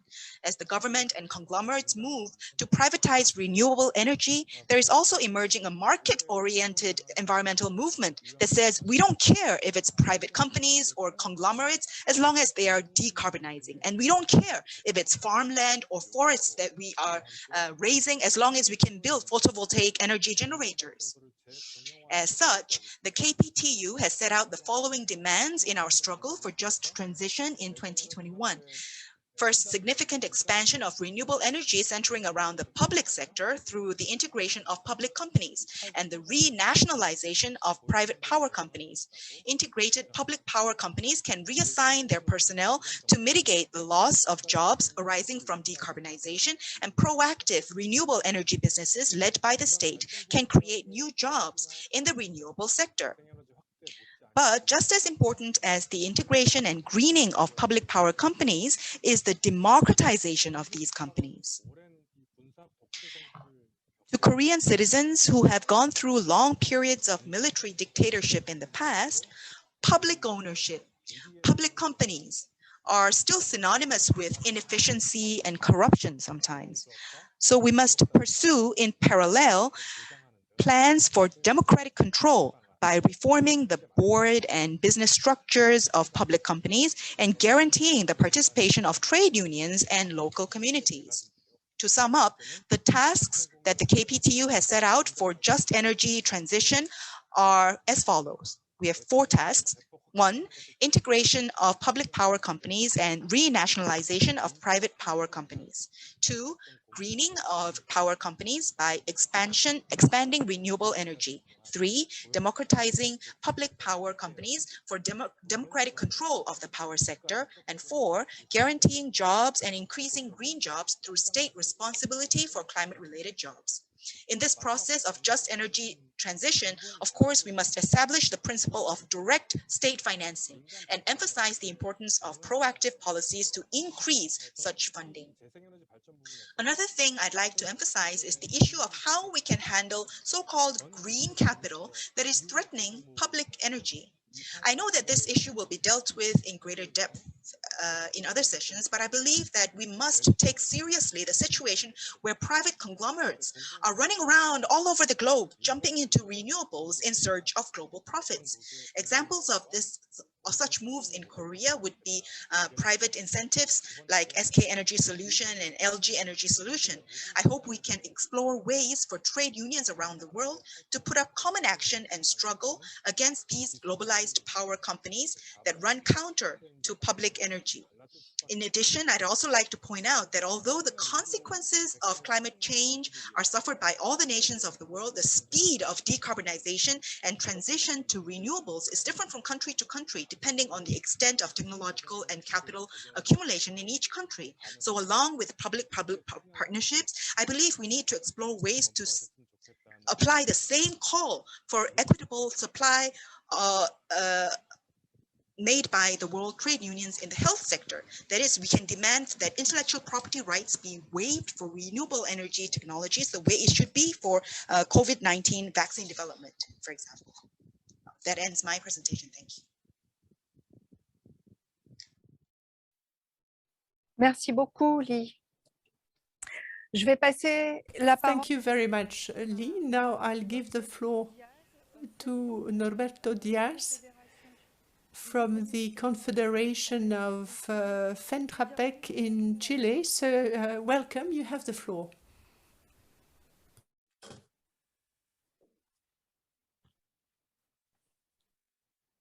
Norberto?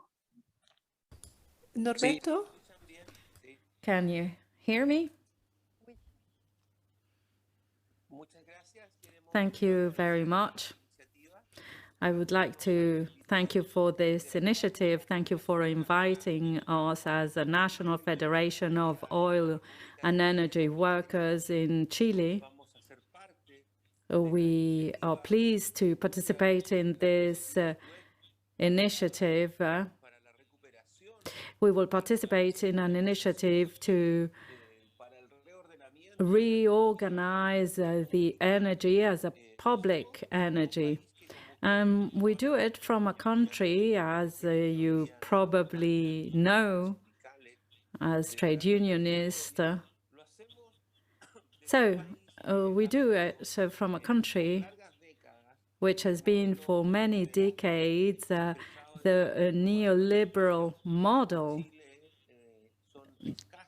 In Chile, it's rare to have public power companies. Chile was the neoliberal laboratory of the 70s after the military coup, after the democratic fracture in 1973. And the ideologists of the neoliberal model used Chile as an experience where the electricity, power generation companies, the majority of the public companies were privatized. Very few public companies were able to survive to this neoliberal wave which affected our country and that continued to affect our country after the democracy from the 90s with the social democrat and social Christian governments known as the Political Alliance of Consultation of Parties for Democracy, which didn't have counterpower for 30 years. They continue with the neoliberal policies established by the Pinochet dictatorship. In the Chilean case, it's not only the dictatorship that takes away public ownership, but it's a model that goes even further after the 90s.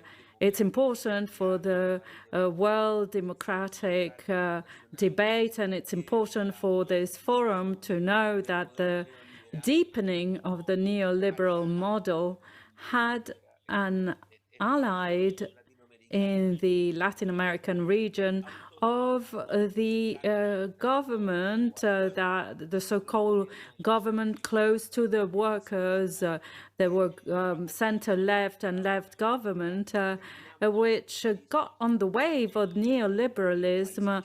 And in a country like Chile and other countries in the region, they ended up with the main companies in the hands of the private sector. The power companies or the drinking water companies or power generation companies are companies that are in the hands of the private sector. So we salute this effort, and we decided to be included in this initiative in favor of public ownership.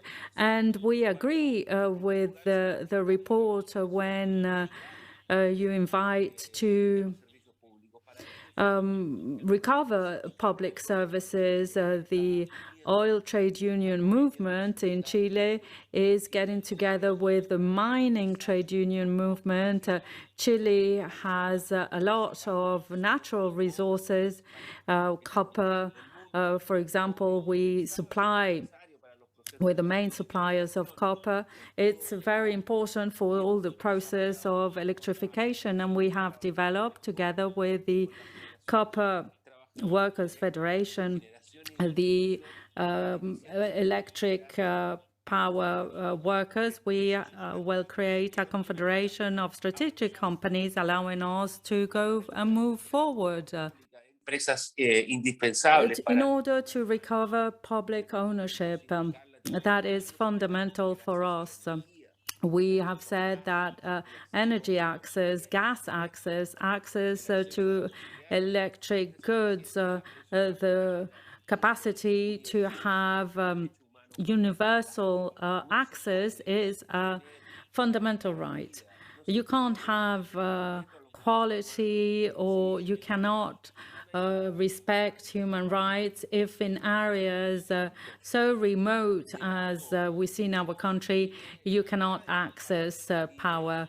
In Chile, half of the country lives beneath the level of the majority of citizens in Europe, from Magallanes the city of Punta Arena in front of the island Tierra del Fuego. It's a region with wonderful power resources. Argentina, Bolivia, our region has the right conditions for decarbonization, for the transition with our renewable sources, and it's even stronger if compared to other countries in the world.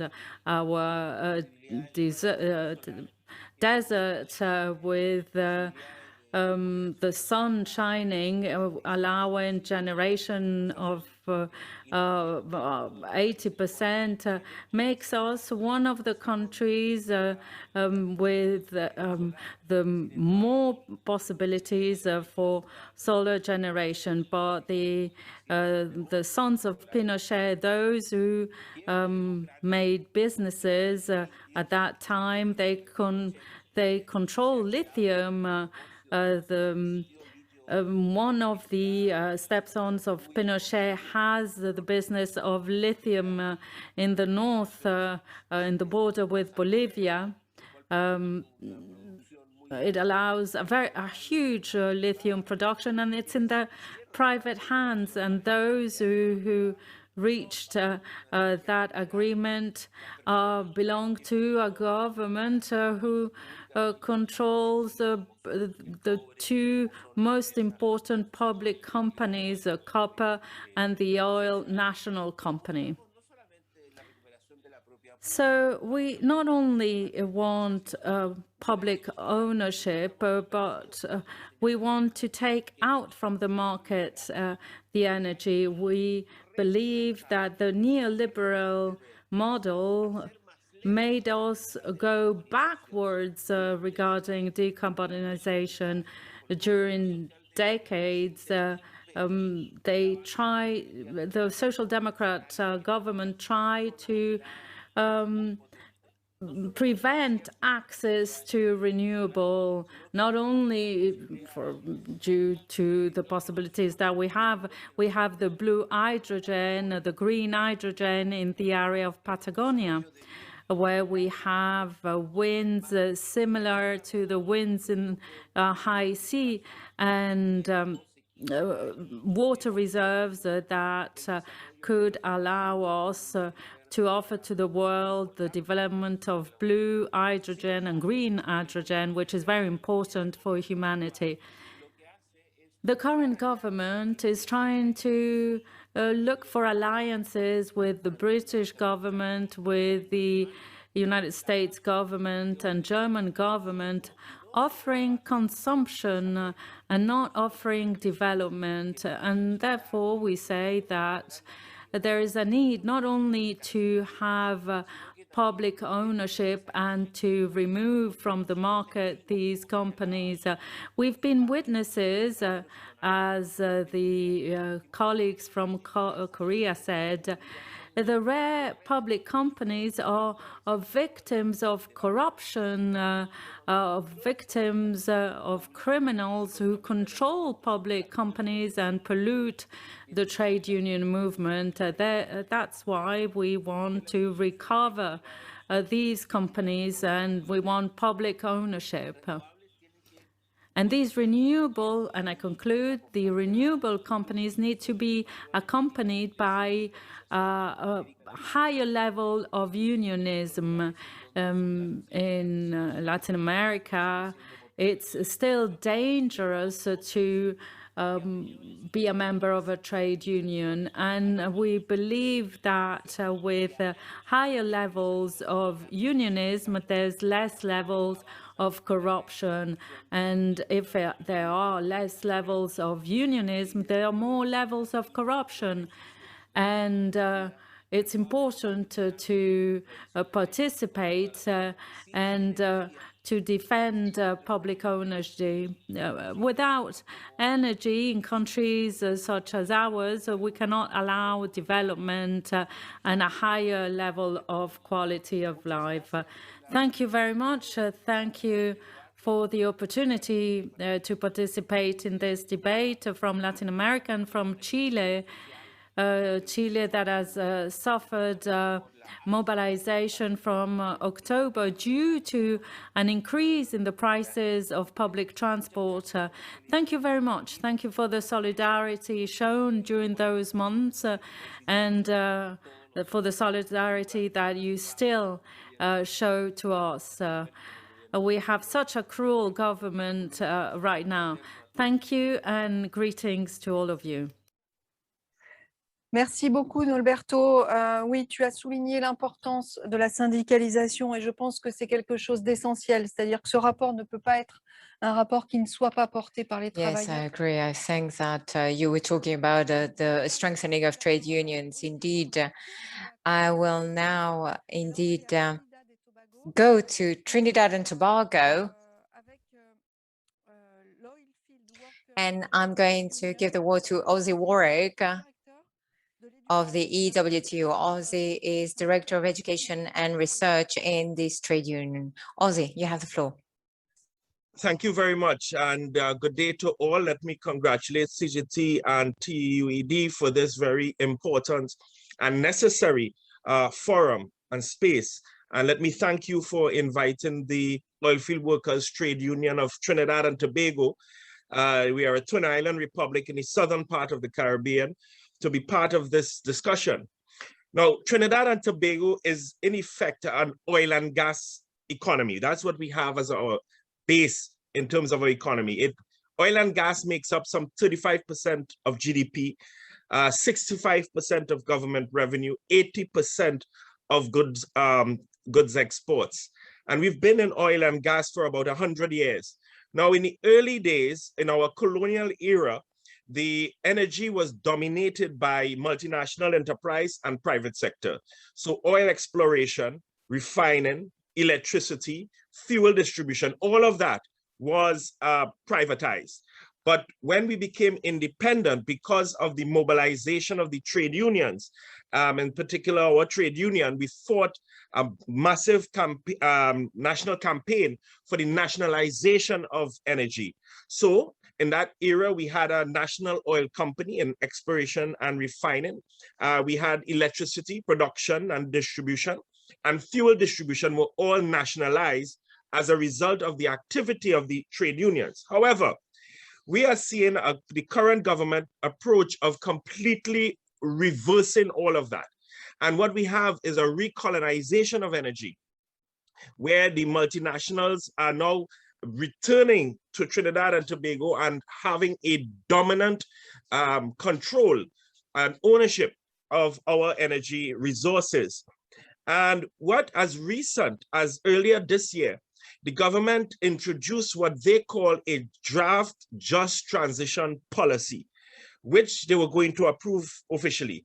Now, fortunately, with the support of the Trade Unions Energy Democracy, TUED, we were able as a union now to develop a formidable response to that policy, because that policy that they have introduced just earlier this year is in fact based on false assumptions and inaccurate data. And it is packaged in a way that presents itself as responding to climate issues, but in fact, it is structural adjustment. In fact, Sean Sweeney calls it the green structural adjustment. And that is a correct description, because what it does, that so-called draft just transition policy, is about privatization, commodification, and liberalization of the energy sector, and in particular, and the country in general. So it is suggesting that the way for Trinidad and Tobago to go is the market-driven green growth. And some examples is that the government, for example, have already announced plans for public-private partnership in exploration, but mainly focus on private partnership. They want to lease the refinery to a private operator, having rejected the union's proposal. They have further removed gas subsidies. They are going to liberalize distribution of fuel to private interests. Just last week, they announced that they are going to increase electricity rates and reduce the workforce in the electricity company. So there's no real there's no real transition first, and it is certainly not just. All it means from coming out of the draft so-called just transition policy is privatize, commodify, and liberalize the energy sector in Trinidad and Tobago. Now, in response, first, thanks to TUED, we were able to develop the union's response to the policy. We also had a workshop with over 120 trade unionists from across the different sectors, not just energy, but broaden it. And next week, we'll have a follow-up public forum in order to sensitize the population, because they are introducing this so-called just transition policy with little or no consultation, with little or no engagement with stakeholders, whether it's communities, environmental groups, and certainly not with trade unions. So we now have to begin a campaign of education and mobilization around an alternative approach to that neoliberal model, to that neoliberal policy, to that green structural adjustment program, and build our alternative around the public goods framework and really push for a progressive just transition. And I think that the report is coming at a very opportune time for us, because it provides a framework for a campaign. It provides evidence of failure of privatization. It shows the failure of market-driven policies, and it gives a picture of a real future of public ownership of energy. We had it, and now we have a government that insists on dismantling the public energy infrastructure and going even deeper to dismantle the life support infrastructure of this country. That is what we have to mount a campaign of resistance in order to defend public ownership of energy in this country. And I really want to thank the TUED, who have been providing a lot of support to us in this battle. And I would just like to end by saying that it also requires the support and solidarity from unions like CGT in France to assist us as we embark on this epic battle and struggle to protect and to defend the energy sovereignty of Trinidad and Tobago. Thank you very much. Thank you for having me. Merci beaucoup, Ozzy. Thank you very much, Ozzy. Very good. I think we've come to an end to the presentations of our panelists. Let's give the floor now to Matthew. Matthew, who is not able to attend session 2. And then perhaps we'll end with Sébastien from CGT and Fanchon of ITWI. Unfortunately, we have to shorten our session because we really need to finish at 3:30. Matthew, you have the floor. Thank you. Can you hear me okay? Yeah. Okay, yeah, Matthew Lay, I'm the National Officer for Energy within Unison in the UK. I've been closely involved in energy developments over the past decade, including numerous debates around climate change, just transition, and the drive to net zero. And I wanted just to spend this time providing a brief insight into an often overlooked area of the energy system, and one which has actually been subject to most of the liberalisation and marketisation, especially in the UK, with very concerning consequences. We spend a lot of time talking about energy production and distribution, but I want to focus on the possibilities of energy supply at the retail side, the customer operations, defined in many different ways, but essentially part of the system that purchases the energy and then transacts it to the customer, whether it be a household or a business. There are lots of reasons why I believe it's been overlooked, but we shouldn't underestimate the critical importance of this role in achieving net zero and its importance to creating good unionised energy jobs via a proper just transition. And it's also critical in achieving energy justice and not leaving those in society behind during the transition. I wrote a booklet in 2019 called Power to the People, and its purpose was to raise the profile of this sector and to justify why this area should be taken forward as a public ownership entity, taking a public goods approach and driving forward, these key issues. And the vision was really quite simple. We must recognise that to make the energy transition to net zero, it will be very challenging, very difficult. We've got millions of consumers and businesses out there that need to do things differently, and how that difference is going to be managed will be crucial. How do we support the consumers? How do we support those businesses to make the changes? And how do we take the lead in doing that? How will it be paid for? And how do we make sure that it's equitable?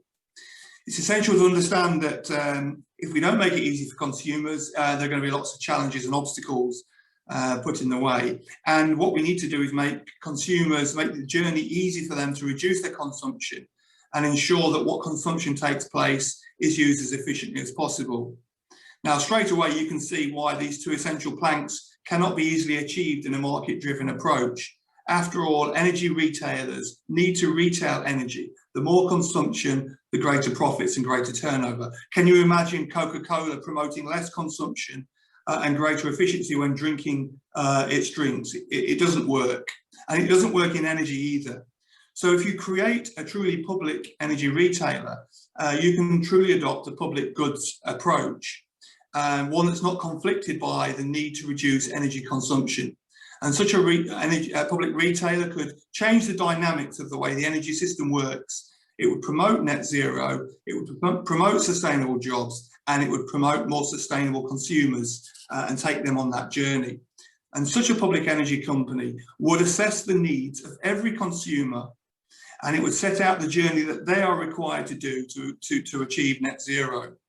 And they would do this through personal understanding of the consumption habits and provide bespoke solutions to match. Of course, that public energy company will have the data to do that. It will have access to that data. It will know what individual users consume, but it will be protected from commercial gain. And such insight will drive those adaptations that we need to see. And those adaptations to reduce consumption firstly start with energy efficiency, making sure that every property, every business is efficient. And secondly, through the adoption of new technologies, whether it be clean energy systems, such as heating pumps and hydrogen developments, etc. And this could be done in such a way that consumers would be protected and enabled, regardless of income or ability, but only through using a public goods approach. And this would be via a public entity operating in the best interests of the consumer, not of private profit. Now, that public energy company would see its mission as supporting consumers to make that transition, to reduce their use and to use what they do more effectively.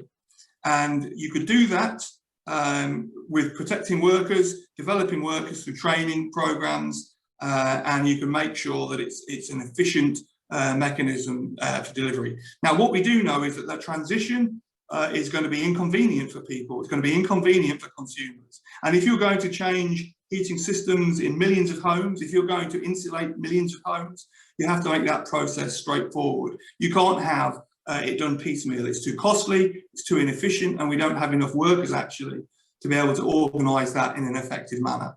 So you could plan it if you had a public goods approach and you had a public entity doing that work. You could plan it, you could adopt door-to-door approaches, you could adopt universality, and you can make sure that you prioritise the neediest first. And importantly, it can be paid for by changing the fundamental way we transact and bill energy. And this is where your marketisation comes into being. We know that if you can reduce energy consumption, you can reduce, therefore, the bill. But if you translate that saving into the funding of the adaptation, you can make it a cost-neutral exercise for the consumer. And you can organise those works in a very effective way, removing distortions, smoothing out bills, and making people believe in the process and believe in the system that you're trying to do, putting consumers very much at the heart of it. And doing this approach would eradicate fuel poverty. It would achieve many of the objectives the Right to Energy Coalition seeks, and we would do it in a very positive way. It would take the hassle away from consumers. They wouldn't have to organise everything. You would be doing that for them as the public entity. You would be moving it forward, helping people to benefit from it. And there'll be lots of options available to such a public company in terms of bringing renewables on stream in a domestic capacity. You could also purchase energy, drive the purchase. He who pays the piper pays the tune approach. So you could drive the producers to modernise and achieve net zero and support them in that journey as well, depending on what profile and pathway you choose. I think the positives are huge in this area. We can't underestimate that. Okay. Is that, sorry, you've gone. Okay. Merci beaucoup, Mathieu. Thank you very much, Matthew. We've come, unfortunately, to an end of our debate and our exchanges. It's all been very, very interesting.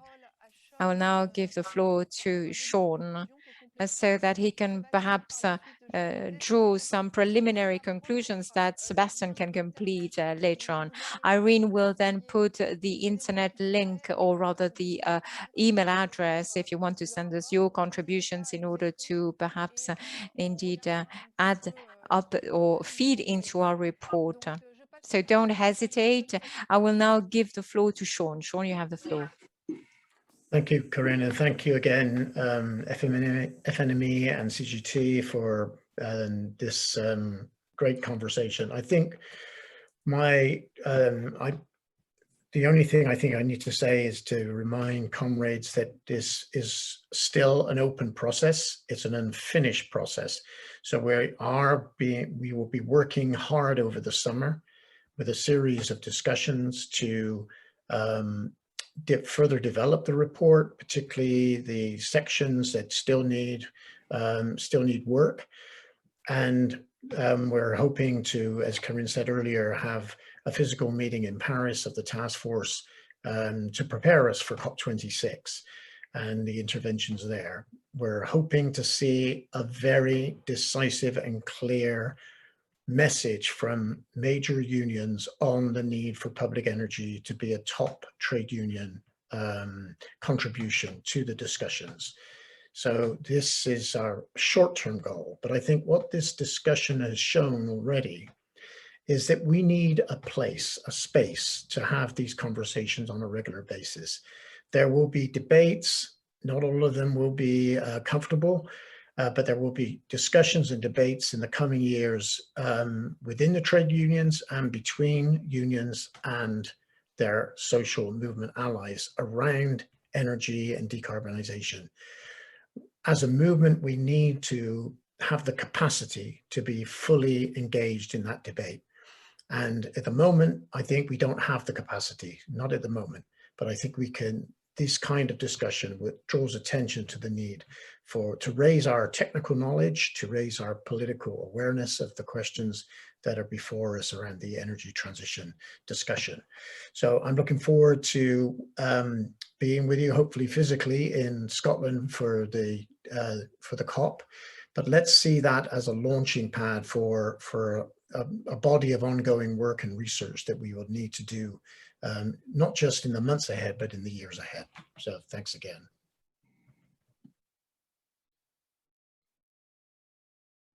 Merci beaucoup, Sean. Thank you very much, Sean. Sebastian will close this very rich discussion where we had a lot of participants. We are very happy about that. So you have the floor for the conclusion. Thank you, Karine, and thank you to all the speakers. It is a real pleasure to share our converging thoughts, our questions about energy, and this is key to change the situation of world citizens. And of course, all workers have to take ownership of such issues which are underlined in the report. Energy is first necessity good, a vital good, a vital need. So when we speak about global public good or public ownership for all our countries, we are on the right path to fight together in our countries, and together we must change the political lines in favor of even more privatization, and we must trying to reduce this public ownership. The different presentations, the conversions, but also the contradictions are important. Energy is our common good. Let's fight against precarity, poverty, but let's also fight for the right to energy for everyone in the world.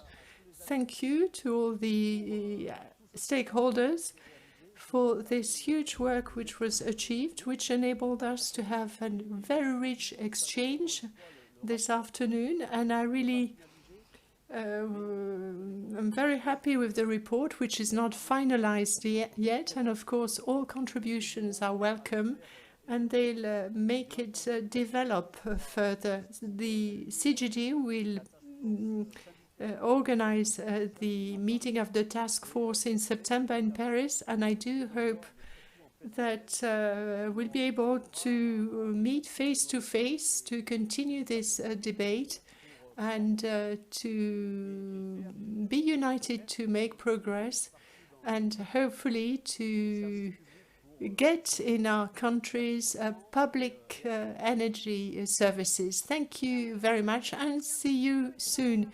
So we ended a bit beforehand, and that should make the work of the technical support team easier, because you don't see it, but there's quite a lot of work behind the scene. Thank you to the interpreters, and we'll meet very soon for the next session of the task force. I won't be, because on the 22nd we have the mobilization for the fight for a public energy service, but we'll do our work during the summer, and we'll try and complement the lacks in the report. Sean, you have the floor one last time, and then you can close the session. Thank you to all the members of the panel. You have the floor, Sean. Actually, I think I don't really need to come back, but if Irene, as was facilitating, maybe she would like to close on our behalf.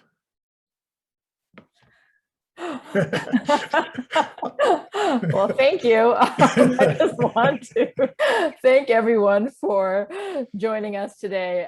We really appreciate the enthusiasm and also all of the work that's gone into putting this together, the forum, overall, all of the organizations that participated, and also in this session in particular on energy, all of the unions and allies that have contributed to what is now the interim document so far, but also the really deep conversations and commitment that comrades have shown in this arena. And so thank you. And we very much look forward to working together as we approach the COP26 and then beyond. So we look forward to continuing together. Thanks so much. And thank you to the interpreters for all of your excellent interpretation today. Excellent. Excellent. Great. À bientôt. Hasta la próxima. See you soon.